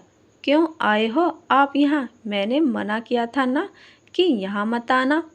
सुशीला क्रोध से बोली, तुम भले ही फ़ोन पर मेरे चंद सवालों का जवाब दे दो, मैं फ़ौरन चला जाऊँगा और तब तक तुम्हारे घर वापस नहीं आऊँगा जब तक कि तुम खुद मुझे यहाँ आने के लिए नहीं कहोगी। कैसे सवाल? क्या मैंने तुम पर कोई इल्ज़ाम लगाया? नहीं, आपने नहीं, पर इल्ज़ाम लगाने वाली आपकी पत्नी है।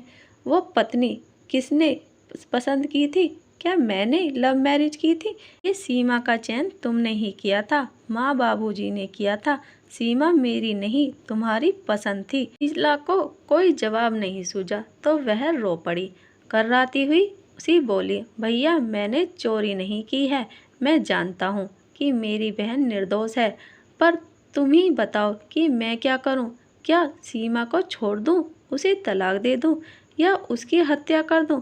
प्रति उत्तर में मोबाइल के स्पीकर से सुशीला की सिसकारी सी निकली। सुशीला, ये बड़े लोग किसी खंजर के उस नक्काशीदार दस्ते की तरह होते हैं जो दिखने में तो बहुत खूबसूरत लगते हैं, पर इस्तेमाल करने वाला ही जानता है कि वे नक्काशीदार दस्ते इस्तेमाल करने वाले को चुभते भी थे। मेरी भी यही हालत है। ससुर की दौलत की चकाचौंध में हमने गलत घर में रिश्ता तय कर लिया है। उसकी नज़र में उसके पिता ने दूसरी कीमती चीज़ों की तरह ही बहुत महंगे दामों पर उसके इस्तेमाल के लिए पति नाम का एक जीव खरीद दिया है। मैं दरवाज़ा खोल रही हूँ, आप ऊपर मेरे कमरे में आ जाओ, सुशीला फ़ोन पर बोली। रूम से ही ऊपर जा रही सीढ़ियाँ चढ़कर आकाश सुशीला के कमरे में पहुँचा। सुशीला ने बड़े भाई के पाँव छूकर आदर मान दिया, फिर बोली, भैया ये छोटा सा कमरा है मेरा, मेरी हर चीज़ इसी कमरे में रहती है। अगर मैं कोई चीज़ चुरा कर भी लाऊंगी तो यहीं रखूंगी। आप अपनी तसल्ली के लिए पूरे कमरे की तलाशी लीजिए। क्यों अपने कमरे में बुलाकर जलील कर रही हो? क्या मैं मेरी बहन को नहीं जानता?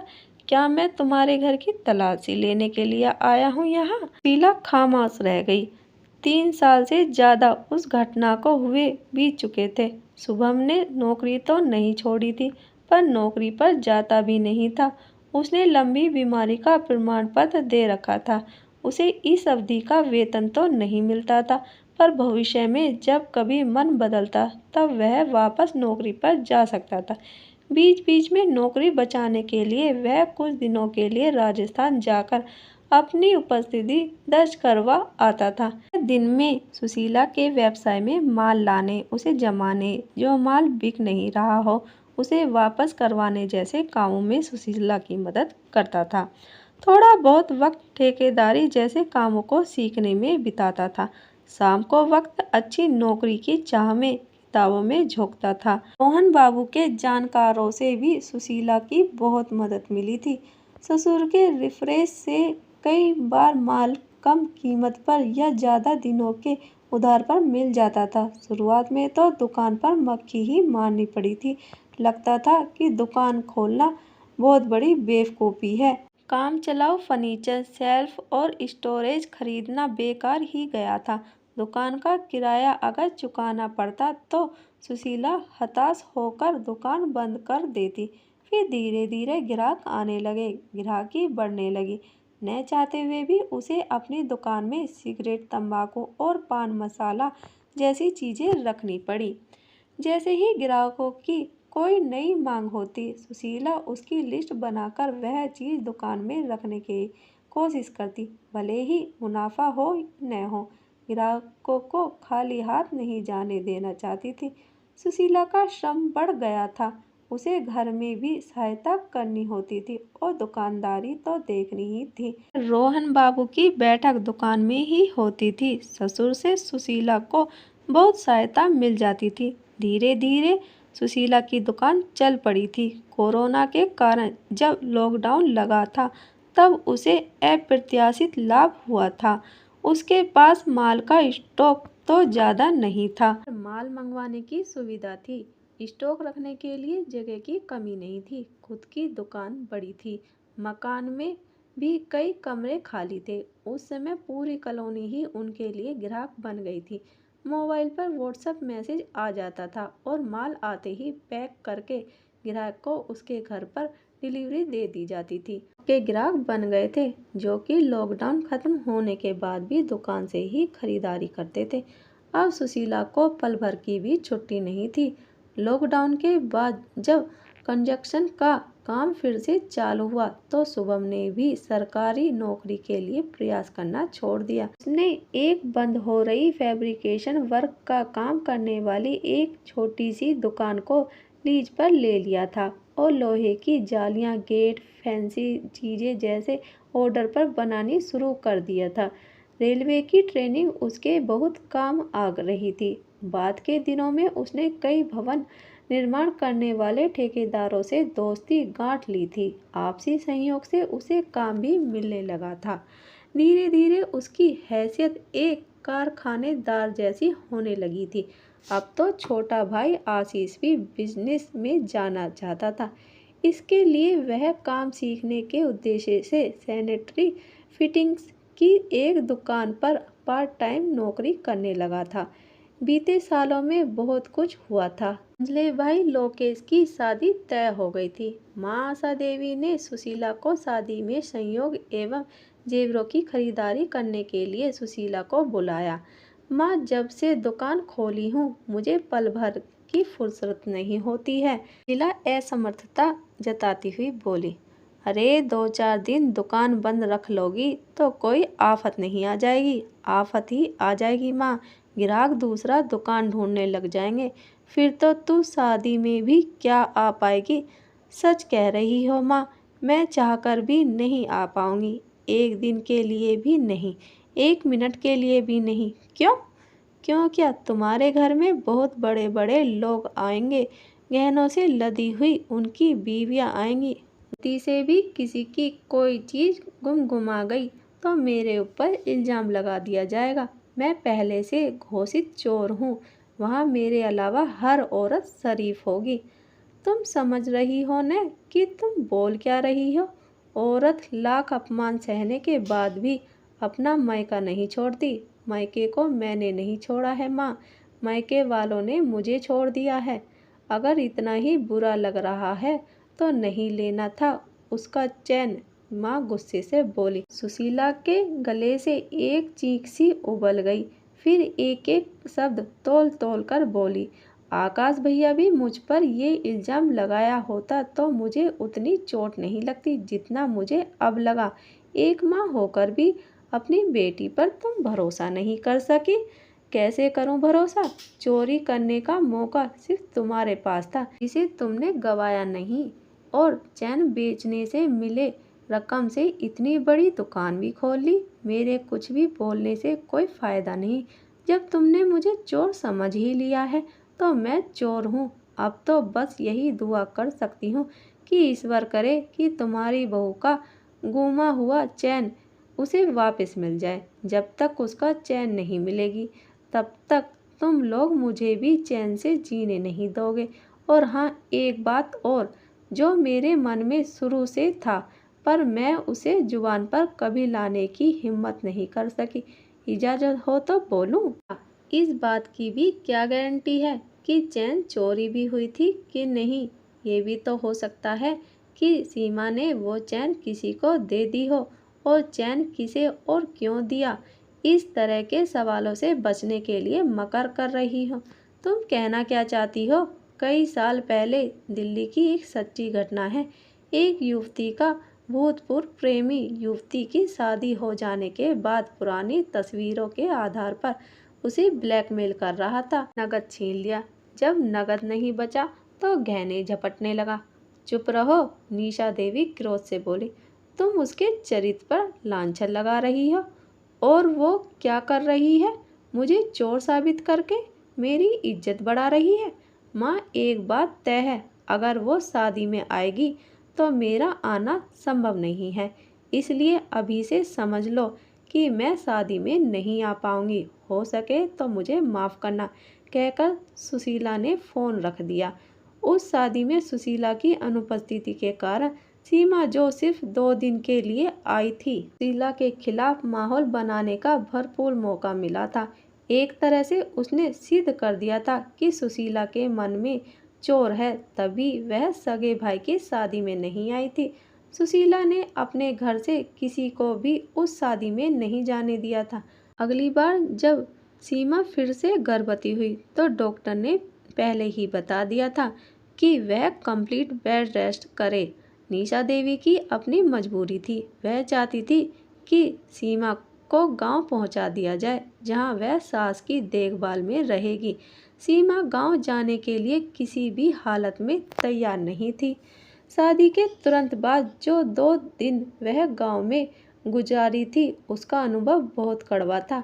यहाँ वह नहाने के लिए जाकौसी यूज करती थी। वहाँ गांव में शौचालय भी ढंग का नहीं था। सीमा को गांव भेजने के पक्ष में खुद आकाश भी नहीं था, पर उसके तर्क अलग थे। लोग मेडिकल इमरजेंसी के लिए गांव से शहर की ओर भागते हैं और वह शहर से गांव की ओर जाएगा। बहुत ही हास्यप्रद स्थिति होती। कोई भी उम्मीद करना बेकार था। सीमा जानती थी कि उसकी माँ मदद करने के नाम पर यहाँ आकर बैठ जाएगी, चाय एक बनाएगी और एहसान 14 गिनाएगी। जीवन में कभी भी उन्होंने हंसते हंसते काम नहीं किया था। मदद करते समय उनके हाथ कांपते थे, पर किसी की निंदा करते समय जुबान गज भर की हो जाती थी। तब वाणी और बुद्धि दोनों ही पखर को हो जाती थी। इस बार पति पत्नी को सुशीला की कमी बहुत अखरी थी। कुछ दिनों तक तो आकाश खुद घर में रहकर घरेलू काम करता रहा, परंतु उसे बहुत दिनों तक की छुट्टी नहीं मिल पाई थी। कुछ दिनों तक तो काम वाली को घर में अतिरिक्त सहयोग के लिए रखा गया।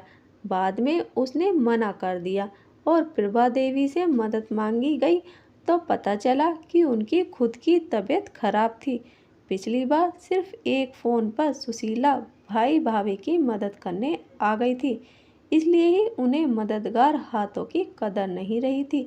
कंप्लीट बेड रेस्ट नहीं होने के कारण इस बार भी सीमा को मिसकैरेज हो गया था। आकाश उस दिन दिल से रोया था। सुशीला की तरक्की के बारे में पता चल गया था। इस तरक्की को देखते हुए उसका मन भी विचलित हो गया था कि कहीं सीमा का शक सही तो नहीं था। फिर उसने पूंजी जुटाई। कैसे इतनी जल्दी इतनी तरक्की कर ली? क्यों उसका बहनोई शुभम रेलवे की नौकरी छोड़ना अफोर्ड कर सका? दिवाली आने वाली थी। 3 साल पहले किया गया रंग रोगन अब फीका पड़ने लगा था। खुद सीमा की इच्छा थी कि दीवार, खिड़की व दरवाजों पर नई रंग रोगन करवाया जाए। ठेकेदार से बात की तो उसने 4 दिन का काम बताया। आकाश ने रविवार से काम शुरू करने के लिए कहा और रविवार से आगे 3 दिन की छुट्टी मांग ली। स्टोर कम आकाश की स्टडी रूम में पुताई करने वाले गए। तब आकाश बोला, मेरी पलंग के गद्दे के नीचे बहुत से कागजात हैं, उसे हटाते समय मुझे बुलाना। आप अभी हटा लीजिए, पुताई ठेकेदार बोला। आकाश ने अपने हाथों से बिस्तर का गद्दा समेटा। उस दूसरे कमरे में रखकर लोहे के जालीदार बनावट के ऊपर बिछे शक्कर के बोरे पर फैला हुआ बेशुमार कागजात समेटे लगा। इन कागजातों में कुछ तो खरीदी के बिल थे, ज़्यादातर शिक्षा से संबंधित रफ नोट्स थे। हवा में इधर उधर न उड़ने फिरे, इस उद्देश्य से आकाश ने उन्हें पलंग के गद्दे के नीचे डाल दिया था। उन कागजातों को समेटकर एक बंडल सा बनाकर सीमा को सौंप दिया। फिर पलंग पर बिछे जूट के बोरों को, उस पर जमे धूल को देखकर झटकने लगा। क्षण निशब्द वातावरण में एक आवाज आई। आकाश ने आवाज की दिशा में देखा। उसके पैरों से महज 3 फुट दूर वार्डरोब के करीब कुछ गिरा था। वह चीज गुच्छम गुच्छा था। सीमा ने उसे झुककर उठाया। खुशी से उसके गले से चीख निकल पड़ी। अरे ये तो मेरी चैन है। सीमा ने 40 ग्राम की उस चैन को अपनी उंगली में फंसाकर झुलाया। लगभग 15 इंच की 2 लड़ियां ट्यूबलाइट के केंद्रित प्रकाश में चमक रही थी, बल्कि मुस्कुरा रही थी, अपनी मालकिन के हाथों में इतरा रही थी। आकाश हैरान से कभी चैन को तो कभी सीमा को देख रहा था। सीमा के चेहरे पर बच्चों जैसी निश्चिंतता थी। पसंदीदा खिलौना मिलने के बाद जैसे बच्चे खुश होते हैं, वह उसी तरह खुश थी। खुद आकाश के मन में भी हर्ष के भाव आ गए, पर ज्यादा खुशी गम हुए चैन के मिलने की थी या बहन की निर्दोषता सिद्ध होने की, यह वह तय नहीं कर पा रहा था। चैन उस वक्त मिली थी जब सुशीला की तरक्की को देखकर खुद आकाश को उसकी निर्दोषिता पर शक होने लगा था। फिर आकाश के मस्तिष्क पटल पर जार जार रोती हुई, अपने निर्दोष होने की दुहाई देती हुई सुशीला का आंसुओं से भरा चेहरा उसके सामने उभर आया। दरअसल हुआ ये था कि मालिश के दौरान सीमा ने चैन को गले से निकालकर जब दीवार की ओर बिस्तर का गद्दा उठाकर उसके नीचे चैन को रखा था, तब बिस्तर के गद्दे के साथ बोरे का एक हिस्सा भी साथ में उठ गया था। बोरी के खुले मुंह के अंदर चली गई थी। बाद में तलाशी के दौरान जब कभी भी गद्दा या साथ में बोरे को उठाया गया, चैन फिसलकर बोरे की गहराई में उतरकर चली गई। आज अगर आकाश घर में नहीं होता, अपने कागजातों को खुद संभालने की जिद नहीं करता, पलंग मजदूरों के द्वारा हटाया गया होता या चैन पर आकाश की निगाह नहीं पड़ी होती, तो कुछ भी हो सकता था। मिलकर भी उन्हें नहीं मिलती। चैन मजदूरों के हाथ भी लग सकती थी, चैन सीमा के हाथ भी लग सकती थी, और शर्मिंदगी से बचने के लिए वह खामोश रहती। फिर अज्ञातवास में छुपे चैन की मिलने की बात सदा के लिए सीमा के हृदय में दफन होकर रह जाती। आखिर सुशीला को चोर सिद्ध करने के लिए सीमा उल्टे सीधे कई तर्क देती रहती थी। शुक्र है कि हमने पुलिस में रिपोर्ट नहीं लिखवाई थी, वरना आज बहुत मुश्किल होती। पर सीमा, तुमने इससे भी बड़ी गलती कर दी। हमें सुशीला के आंसुओं का हिसाब देना होगा। मैं उससे माफ़ी मांग लूँगी। बात माफ़ी मांगने जैसी नहीं है, बहुत आगे बढ़ चुकी है। मैं खुद उसके पांव पकड़कर माफ़ी मांगूंगा। फिर उसने अपने मोबाइल से सुशीला के मोबाइल पर फ़ोन किया कि 10 बज रहे थे। सुशीला दुकान का काम निपटाकर किचन का काम देख रही थी। इस समय दुकान पर ससुर जी बैठे थे। जिस समय उसका मोबाइल बज रहा था, सब्जी काट रही थी, सास बगल में खड़ी लहसुन छील रही थी। हेलो, मोबाइल स्पीकर मोड पर डालकर सुशीला बोली। सुशीला, मैं भैया बोल रहा हूँ। वो गुमा हुआ चैन मिल गई, स्पीकर से आवाज आई। बधाई हो, सुशीला भावहीन स्वर में बोली। सुशीला, तू निर्दोष है मेरी बहन। मेरे लिए ये कोई नई बात नहीं। जो बात आप लोगों को आज पता चली है, वो बात मैं पहले ही दिन से जानती थी कि मैं निर्दोष हूँ। सुशीला, हमें माफ़ कर दो। इस बार आवाज़ सीमा की थी। कर दिया, और आप लोग भी मुझे माफ़ कीजिए, और दोबारा फिर कभी मुझे फ़ोन करने की जहमत मत कीजिएगा। मैं यहाँ बहुत बिजी रहती हूँ, और आप लोगों से बात करके मेरे मन को चोट लगती है। मैं बहुत देर तक अपसेट रह जाती हूँ। इतना कहकर सुशीला ने फ़ोन काट दिया। स्पीकर से निकल रही आवाज़ को सास ने भी सुन लिया था। हैरानी से सुशीला को देखती हुई बोली, तुम्हें खुशी नहीं हुई कि तुम निर्दोष साबित हुई हो? माँ जी, अब मैं इतनी मैच्योर हो गई हूँ कि मुझे अब किसी के सर्टिफिकेट की ज़रूरत नहीं कि मैं कौन मेरे बारे में क्या बोलता है, क्या सोचता है। जिसे जो बोलना सोचना है बोलता सोचता रहे। मुझे तो मेरे काम और अपने ईमान पर ध्यान देना है। हम इसे निर्दोष कह रहे हैं, और इसे कोई फर्क ही नहीं पड़ रहा। सीमा कटु स्वर में बोली, क्यों फर्क पड़ना चाहिए उसे? क्या गलत कहा उसने? आकाश बोला, हम कहे तो वह अपराधी नहीं, हम कहे तो वह निर्दोष, यानी अपराध उसने किया या नहीं किया इससे कोई फर्क नहीं पड़ता। फर्क पड़ता है हम जैसे नामकुलों से सर्टिफिकेट से। सीमा हैरान थी। आकाश ने एक दो बार फिर फ़ोन करने की कोशिश की पर सुशीला ने फ़ोन नहीं उठाया था। बाद में तो उसने भाई के इस नंबर को ब्लॉक लिस्ट में ही डाल दिया था। जिंदगी एक बार फिर से अपनी पटरी पर लौट आई थी। आने वाले दिनों में सीमा और 2 बार गर्भवती हुई थी पर दोनों बार लाख केयर करने के बाद भी वह गर्भपात से नहीं बच पाई। डॉक्टरों का इलाज, गड़े ताबीज सब कुछ करा चुकी थी, देवताओं से मन्नत मांग चुकी थी पर खुशी जैसे उसके हिस्से में नहीं थी। कभी कभी उसे लगता था कि निर्दोष सुशीला का श्राप उसे लग गया हो और उसी श्राप के कारण वह माँ नहीं बन पा रही हो। कई बार इच्छा हुई कि वह सुशीला से माफ़ी मांग ले पर जब भी वह उसे फ़ोन करती या तो फ़ोन लगता नहीं था और जब कभी लगता भी था तो उसकी आवाज़ सुनकर उधर से फ़ोन काट दिया जाता था। का वक्त था। आकाश अपने कार्यालय में ड्यूटी पर था। किसी फाइल पर चीफ मेडिकल ऑफिसर के हस्ताक्षर लेने थे। मोबाइल पर सीएमओ से बात की तो पता चला कि वे ऑपरेशन थिएटर में हैं। आकाश फाइल लेकर सर्जिकल वार्ड में पहुंचा। हस्ताक्षर करवाने के बाद जब वह वापस अपने कार्यालय की ओर बढ़ा तो उसे एक बेंच पर सुशीला बैठी हुई दिखी। वह हैरान हुआ। फिर वह तेज कदमों से उसके पास पहुंचा और धीरे स्वर में पुकारा, सुशीला। सुशीला ने नज़र उठाकर उसे देखा। फिर उसने बड़े भाई को प्रणाम किया। यहाँ कैसे? आकाश ने पूछा। सासू माँ को लेकर आई थी। उनकी बाह में एक गांठ हो रही है। गया में डॉक्टर ऑपरेशन के लिए कह रहा है पर एक्सपर्ट ओपिनियन के लिए यहाँ लेकर आई हूँ। यहाँ डॉक्टर जैसा कहेंगे वैसा करूँगी। कब से हो यहाँ? 2 दिन हो गए हैं। यहीं माँ जी की छोटी बहन रहती हैं, उनके घर हम लोग ठहरे हुए हैं। घर क्यों नहीं आई? बेमानी सा सवाल। आकाश खोखले स्वर से पूछा। भैया, मैं तुम्हारे घर जाने का अधिकार खो चुकी हूँ। क्या पता मेरे आने के बाद तुम्हारे घर से फिर कोई कीमती चीज़ गुम हो जाए। इस बार तो 2.5 साल बाद वो चैन मिल भी गई।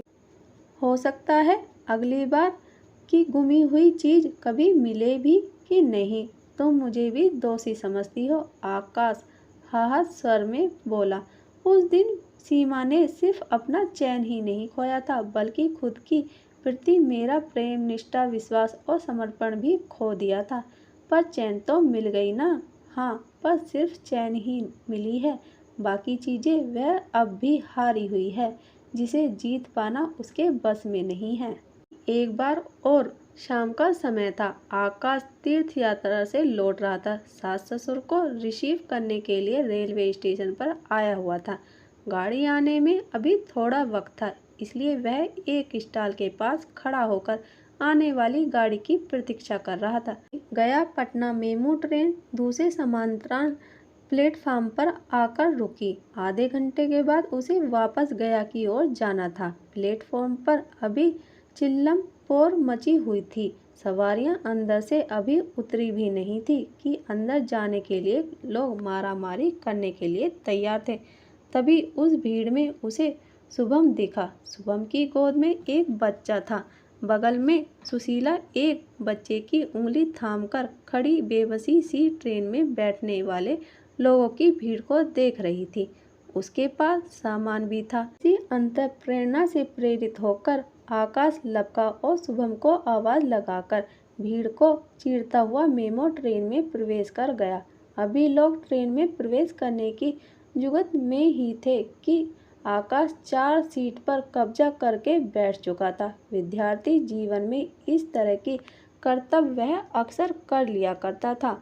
आकाश को ट्रेन में घुसते हुए शुभम और सुशीला ने भी देखा था। जब दरवाजे पर से भीड़ हट गई तब वे ट्रेन में प्रवेश किए और बड़ी मुश्किल से आकाश के द्वारा घेरी सीट तक पहुँचे।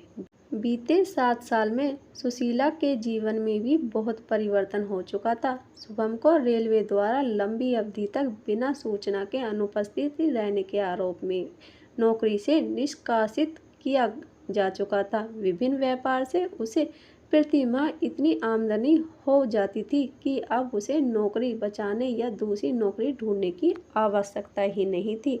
अब वह इतना सक्षम हो चुका था कि अब वह खुद दूसरों को नौकरी पर रखने लगा था। दुकान वाले दुकान को सास ससुर ही चलाने लगे थे। मेन मार्केट में सुशीला ने एक बड़ा सा दुकान 10 साल के लिए लीज पर ले लिया था, जहां देवर के साथ वह महिला उपयोगी की सभी चीजें बेचती थी। संयोग के लिए 2 लड़कियां भी नियमित रूप से आती थी। की शादी हो चुकी थी और देवर के लिए भी रिश्ता आने लगा था। सुशीला को 2 बार मां बनने का सौभाग्य प्राप्त हुआ था। पहला बच्चा लड़का था जो 4 साल का होने वाला था। दूसरी बेटी अभी 6 माह की हुई थी। मौसिया सास के घर किसी कार्यक्रम में भाग लेने के लिए वे पटना आए थे। चाहता था कि वे लोग अपनी कार से वहां आएं, पर इतने दूर सुशीला कार से आने के लिए तैयार नहीं थी। दरअसल उसे शुभम की ड्राइविंग पर भरोसा नहीं था, वरना कार का सफर हो तो 100 किलोमीटर की दूरी होती ही कितनी है। इस शादी में नहीं जाने के कारण माता पिता दोनों नाराज थे। नाराज लोकेश भी था, पर कभी कभी जब कभी उसे गया आना होता था तब वह मौका मिले तो सुशीला के पास आ जाता था। अब वह ऑटो नहीं, लंबी दूरी की टैक्सी चलाता था। टैक्सी उसकी खुद की थी। छोटा भाई अभय भी अब जवान हो गया था और एयरफोर्स की टेक्निकल डिपार्टमेंट में 12वीं पास करते ही ज्वाइनिंग कर लिया था। अभी वह कुंवारा था और उसकी शादी के लिए भी रिश्ते आने लगे थे। सीमा के व्यवहार से पूरा परिवार दुखी था। अपने घमंडी स्वभाव के कारण वह हर जगह अनाधिकार चेष्टा करती थी, सबको नीचा दिखाने की कोशिश करती थी। सीमा की चैन मिल गई है, ये सबको पता चल गया था, पर माँ की जिद थी कि झगड़ा सुशीला और सीमा का था। लोकेश और निशा देवी को क्यों अनदेखा किया गया। सुशीला अब बहुत व्यस्त हो गई थी। अब उनके घर पर खाना बनाने के लिए भी एक गरीब घर की महिला आती थी और सुबह शाम दोनों समय आकर उनके पसंद का खाना बना जाती थी। गया में एक लड़की हमेशा सुशीला के साथ रहती थी, जो 24 घंटे उसके साथ रहती थी और छोटे बच्चे का लालन पालन में सुशीला की मदद करती थी। मामा जी प्रणाम। 2 छोटे हाथ आपस में जुड़े हुए थे और बच्चे ने अपनी तोतली जबान से बोला था। आकाश का हृदय खुश हो गया था। उसने बच्चे को गोद में उठा लिया था, फिर उसका गाल चूमता हुआ बोला, अपने बड़े मामा को पहचानते हो? हाँ हाँ, मुझे कब देखा? मम्मी के मोबाइल में आपका, दूसरे मामा का और नाना नानी का फोटो है। शीला हमें चाहती भी हो और हम लोगों से दूरी भी बनाकर रखती हो, आकाश शिकायती स्वर में बोला। सुशीला सामान जमाने के बहाने मुंह फेरकर अपने आंसू पोंछने लगी। आकाश ने अपने पर्स से कुछ रुपए निकाले और दोनों बच्चों के हाथ में देकर अपने आंसू छुपाता हुआ ट्रेन से उतर गया। दूसरे प्लेटफॉर्म पर वह गाड़ी आ गई जिसमें उसके सास ससुर आ रहे थे और बेल बजी। सुशीला नीचे जाकर दरवाजा खोली। सामने एक बाका झबीला जवान खड़ा था, जींस टी शर्ट और स्पोर्ट्स शूज में। उसके कंधे पर एक छोटा सा बैकपैक था और एक हाथ में स्पोर्ट लुक में एक हेलमेट था। घर के सामने उसकी स्पोर्ट बाइक खड़ी थी। युवा ने बहुत गौर से सुशीला को देखा, फिर चरण स्पर्श कर उसे प्रणाम किया। वह अभय था, सुशीला का सबसे छोटा भाई। नौकरी एयरफोर्स की करता था, पर कद काठी बिल्कुल आर्मी के जवानों जैसा निकाला था उसने। चौड़े कंधे, 6 फुट हाइट, तना हुआ शरीर और उभरी हुई छाती। कितना बड़ा हो गया तू? सुशीला ने उसे कंधे से पकड़कर ऊपर उठाया, फिर उसकी चौड़ी छाती में अपना सिर छुपा दी। 8 साल के बाद भाई बहन में मुलाकात हुई थी। जब वह उसे अंतिम बार देखी थी तब वह 10वीं में पढ़ने वाला बालक था और अब कैंडियल जवान। चेहरे पर दाढ़ी मूछें उग आई थी। उसे ऊपर अपने कमरे में ले गई थी। दोनों बच्चे अभी सो रहे थे और शुभम अखबार पढ़ रहा था। अभय ने शुभम को भी चरण स्पर्श किया, फिर एक कुर्सी पर बैठ गया। कैसे आना हुआ, रास्ता भूल गया या? दीदी, अगले महीने मेरी शादी है, तुम सबको जरूर आना होगा। अभय शादी का कार्ड अपने बैग से निकाल कर देता हुआ बोला। तू मेरी मजबूरी जानता है, क्यों मुझसे झूठे वादे करवाना चाहता है? मगर आपका और भाभी का मैटर तो सुलझ गया, उनकी चीज मिल गई, उनकी गुमी हुई चीज मिली है, मगर मेरा लुटा गया सम्मान मुझे अब भी वापस नहीं मिला है। उसने न जाने कितने लोगों के सामने मुझे चोर कहा था, तर्क दे देकर चोर साबित किया था। वे लोग चोरी के इतने सालों के बाद मुझे निर्दोष समझेंगे? नहीं, सब यही समझेंगे कि भाभी ने संबंध सुधारने के लिए बड़ा दिल दिखाया, झूठ ही सबके सामने कह दिया। गुमी हुई चैन मिल गई है, सुशीला आक्रोश भरे स्वर में बोली। मैं पटना भाभी से भी मिला था, वह बहुत अफसोस करती हैं कि उन्होंने आप पर शक किया, आपके बैग की तलाशी ली। इस अफसोस के लिए मेरी तरफ से शुक्रिया। जीजाजी, अब आप ही दीदी को समझाइए ना, अभय विवशता से बोला। इस मामले में न मैंने पहले बोला था और न अब बोलूँगा, शुभम निर्णायक स्वर में बोला। लीला पिछले सप्ताह ही अपनी पसंद से सोने के झुमके लेकर आई थी। संयोग से अभी तक उसने पहनने का मौका ही नहीं मिला था। वह झुमके की डिब्बी को अभी अलमारी से निकाली और अभय की ओर बढ़ाती हुई बोली, ये मेरी तरफ से मेरी छोटी भाभी को आशीर्वाद है। ये मैं नहीं ले जा सकता यहाँ, और अभी तो हरगिज नहीं ले जा सकता। दीदी, तुम बड़े और अमीर लोगों की खासियत ये होती है कि तुम रिश्तों को भी धन दौलत के तराजू पर तोलते हो। अमीर और मैं, सुशीला फीकी सी हंसी में बोली। हाँ, और ये बात मैं नहीं, आकाश भैया कहते हैं कि हम सभी भाई बहन में सबसे ज़्यादा पैसा सुशीला के पास है। दीदी, मैं तुम्हारा इंतज़ार करूँगा, भले ही 2 दिन के लिए आना, पर आना जरूर। तुम्हारे बिना सब कुछ फीका लगेगा, और इस डिब्बी में जो कुछ भी हो तुम अपने हाथों से दुल्हन को पहनाना। तुम्हारी दी गई एक लौंग भी लाखों के गहने भर भारी पड़ेगा। वह पल भर रुका, फिर शुभम की ओर देखकर बोला, जीजाजी, ये आपकी ड्यूटी है कि आप सबको, यानी सबको, माँ, बाबूजी और आशीष जी को मेरी शादी में लेकर जरूर आएंगे। और लाख रोकने के बाद भी बिना एक भी घूंट पानी पिए अभय दूसरे रिश्तेदारों के घर कार्ड देने चला गया था। अभय पटना में आकाश और सीमा के पास बैठा हुआ था। उनके बीच चर्चा का विषय यह था कि सुशीला शादी में आएगी या नहीं। मेरा गुनाह बस इतना है कि मैंने सुशीला का बैग चेक कर लिया था, पर मैंने मेरे मुंह से कभी किसी से ये नहीं कहा कि सुशीला ने मेरा चैन चुराई है। सीमा रुआसे स्वर में बोली। निर्दोष के स्वाभिमान पर जब चोट पड़ती है तो उसकी आत्मा तक घायल हो जाती है। आकाश बोला, ये सारी आग मेरी ही लगाई हुई है, अब इसे मैं ही बुझाऊंगी। करोगी? फोन पर माफी मांगना और सामने खड़े होकर माफी मांगने में कोई तो अंतर होगा। जब मेरा घमंड संबंध बिगाड़ सकता है तो मेरा पश्चाताप संबंध सुधार भी सकता है। देवर जी, पहले ही बहुत देर हो चुकी है, अब और देर करना उचित नहीं। हम कल ही गया चलते हैं सुशीला के पास। दीदी के पास चलना है तो सुबह 4 बजे निकलना होगा। 7 बजे के बाद से दीदी बिजी हो जाती हैं और फिर कब फ्री होंगी कोई ठिकाना नहीं है। कल सुबह अपनी ही कार से चलते हैं, 2.5 घंटे में पहुंच जाएंगे। मैं भी चले चलता हूँ, एक दिन की छुट्टी मांग लेता हूँ, आकाश बोला।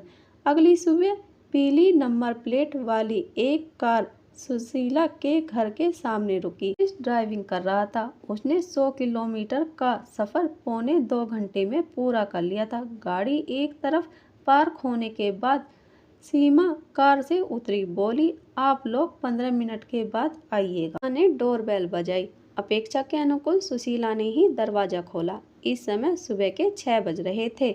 नजर पड़ते ही सुशीला के हाथ से दरवाजे का पल्ला छूट गया। वह कुछ सोच समझ पाती उससे पहले ही सीमा उसके चरणों में बैठ गई और दोनों हाथों से सुशीला के दोनों पैर पकड़कर रोने लगी। सुशीला ने पाँव छुड़ाना चाहा पर उसके कदम लड़खड़ा गए। अगर वह जल्दी से दरवाजे का चौखट नहीं पकड़ती तब निश्चित ही सीमा के ऊपर ढेर हो जाती। अजीब कशमकश की स्थिति थी। सीमा न चित्कार मारकर रोना बंद कर रही थी और न ही उसका पैर छोड़ रही थी। सुशीला अगर दरवाजे का चौखट छोड़ती तो सीमा को लिए दिए पक्के फर्श पर गिरती। न जाने कितने ही पल उसी अवस्था में गुजर गए। फिर सुशीला भी फफा फकक कर रो पड़ी। रोते रोते उसने सीमा का कंधा पकड़कर उसे ऊपर उठाया, उसे गले से लगाया। फिर दोनों एक बार फिर से चित्कार मारकर रोने लगी। अंदर पूरे घर में जाग हो गई थी। सभी सदस्य सीढ़ियों के पास आ गए थे और पटना से आए सभी लोग दरवाजे पर मौजूद थे। रोना धोना सुनकर पड़ोसियों के दरवाजे भी खुलने लगे थे। सास पुष्पा देवी की पहल पर सभी ड्राइंग रूम में आए। दरवाजा बंद कर दिया गया था। सीमा ड्राइंग रूम में एक दीवार के साथ लगकर खड़ी थी। उसने स्कूल के बच्चों की तरह अपने दोनों कान पकड़ लिए थे और रुद्र स्वर में बोल रही थी, मैं एक अभागन स्त्री हूँ जिसे अपने पिता और पति के धन का अभिमान हो गया था। मैंने मेरी फूल सी मासूम और निर्दोष ननद पर शक किया, उसे चोर समझा। उन दिनों मेरी हालत पागलों जैसी थी। मेरे घर आने वाला नन्हा मेहमान जिसकी प्रतीक्षा हम पति पत्नी बहुत ही शीघ्रता से कर रहे थे, एक दिन दुनिया में आए बिना ही इस दुनिया से चला गया। मेरा गर्भपात हो चुका था। उस घटना ने मेरा शरीर तो तोड़ा ही पर मेरी मानसिक हालत भी खराब कर दी थी। जब तक सुशीला मेरे घर में रही थी तब तक मुझे कोई काम नहीं करने दिया था, पर सुशीला के जाने के बाद मैंने बहुत उत्पात किया। मेरा मन चिड़चिड़ा हो चुका था। कोई भी चीज़ कहीं भी भूल जाती थी, बाद में ढूंढती थी, अपनी याददाश्त को कोसती थी और चिकित्सक से इलाज भी करवाना पड़ा। एक निर्दोष को सताने की मुझे ईश्वर ने ये सजा दी कि शादी के 10 साल हो जाने पर भी अभी भी मेरा आंगन किसी बच्चे की किलकारी सुनने के लिए तरसता है। बच्चे की आगमन की आहट तो होती है पर आहट किलकारी में नहीं बदल पाता। सुशीला, मैं तुमसे उम्र और रिश्ते में बड़ी हूँ, फिर भी तुम्हारे पांव पकड़कर क्षमा मांगती हूँ कि मेरी हर भूल को तुम माफ़ कर दो। शायद तुम्हारे माफ़ करने से ही ईश्वर भी मुझे माफ़ करेगा और मेरे घर में भी बच्चों की किलकारियाँ गूंज सकेंगी। ऐसा मत बोलो भाभी, भले ही मेरे मन में तुम्हारे प्रति आक्रोश था पर मैंने कभी भी तुम्हारे लिए बद्दुआ नहीं की। कभी ये नहीं चाहा कि तुम्हारा कोई अनिष्ट हो जाए या तुम निसंतान रहो। एक बार अपने मुंह से बोलो कि तुमने मुझे माफ़ कर दिया। हाँ, मैं अपने हृदय की गहराइयों से कह रही हूँ कि मैंने आपको माफ़ कर दिया और आप भी मेरी गलतियों के लिए मुझे माफ़ कर दीजिए। नंद भाभी एक बार फिर से गले मिली। फिर सीमा ने आकाश की ओर हाथ बढ़ाया। आकाश ने अपनी जेब में हाथ डाला। फिर उसके हाथ में 40 ग्राम सोने की वही चैन प्रकट हुई। सब कुछ ऐसे हो रहा था जैसे सब कुछ पहले से निर्धारित हो। सीमा ने पति के हाथ से चैन लिया और सुशीला के गले में डालने का प्रयास करती हुई बोली, सारे झगड़े की जड़ यही है। जब से ये दोबारा मिली है मेरी कभी हिम्मत की नहीं हुई कि इसे अपने गले में डाल सकूं। भी लग रहा है कि आप मुझे इस चैन के बदले में खरीद रही हो। अगर पहले जैसा संबंध रखना चाहती हो तो पहले की तरह व्यवहार करो। फिर मैं इसका क्या करूं? मैं इसे पहन नहीं सकती। मुझे ये सांप की तरह अपने गले में डला हुआ लगेगा। तुम लेना नहीं चाहती हो, फिर इसका मैं क्या करूं? मैं कुछ कहूं? सास पुष्पा देवी बोली। जी बोलिए। तुम दोनों इसे रखना नहीं चाहती, सोना फेंक भी नहीं सकते। नई बहू को कुछ न कुछ तो तुम दोनों देना ही चाहोगे। दोनों की ओर से इसे नई बहू के लिए दे दो। माँ जी ठीक कह रही हैं, सीमा बोली। फिर बिना पूर्व चेतावनी के चैन अभय की ओर उछालकर पुनः बोली, देवर जी, हम ननद भाभी को मिलाने का श्रेय आपको जाता है। पुरस्कार स्वरूप ये चैन अब से आपकी। चाहे तो खुद पहनिएगा या नई दुल्हन को पहनाना है। जो एक प्रशिक्षित एयरमैन था, बड़ी दक्षता से उसने चैन हवा में कैच कर ली। 2 पल के लिए चैन को अपने हाथों पर तोला, फिर बोला, इतने सोने में तो दुल्हन दोनों की चैन बन जाएगी। थैंक यू दीदी, थैंक यू भाभी, और इस बेमिसाल सुझाव के लिए थैंक यू मम्मी जी। अभय इस तरह बोला था कि पुष्पा देवी मुस्कुराए बिना नहीं रह पाई थी। इस तरह वर्षों बाद नंदन भाभी के आज सारे गिले शिकवे दूर हो गए थे।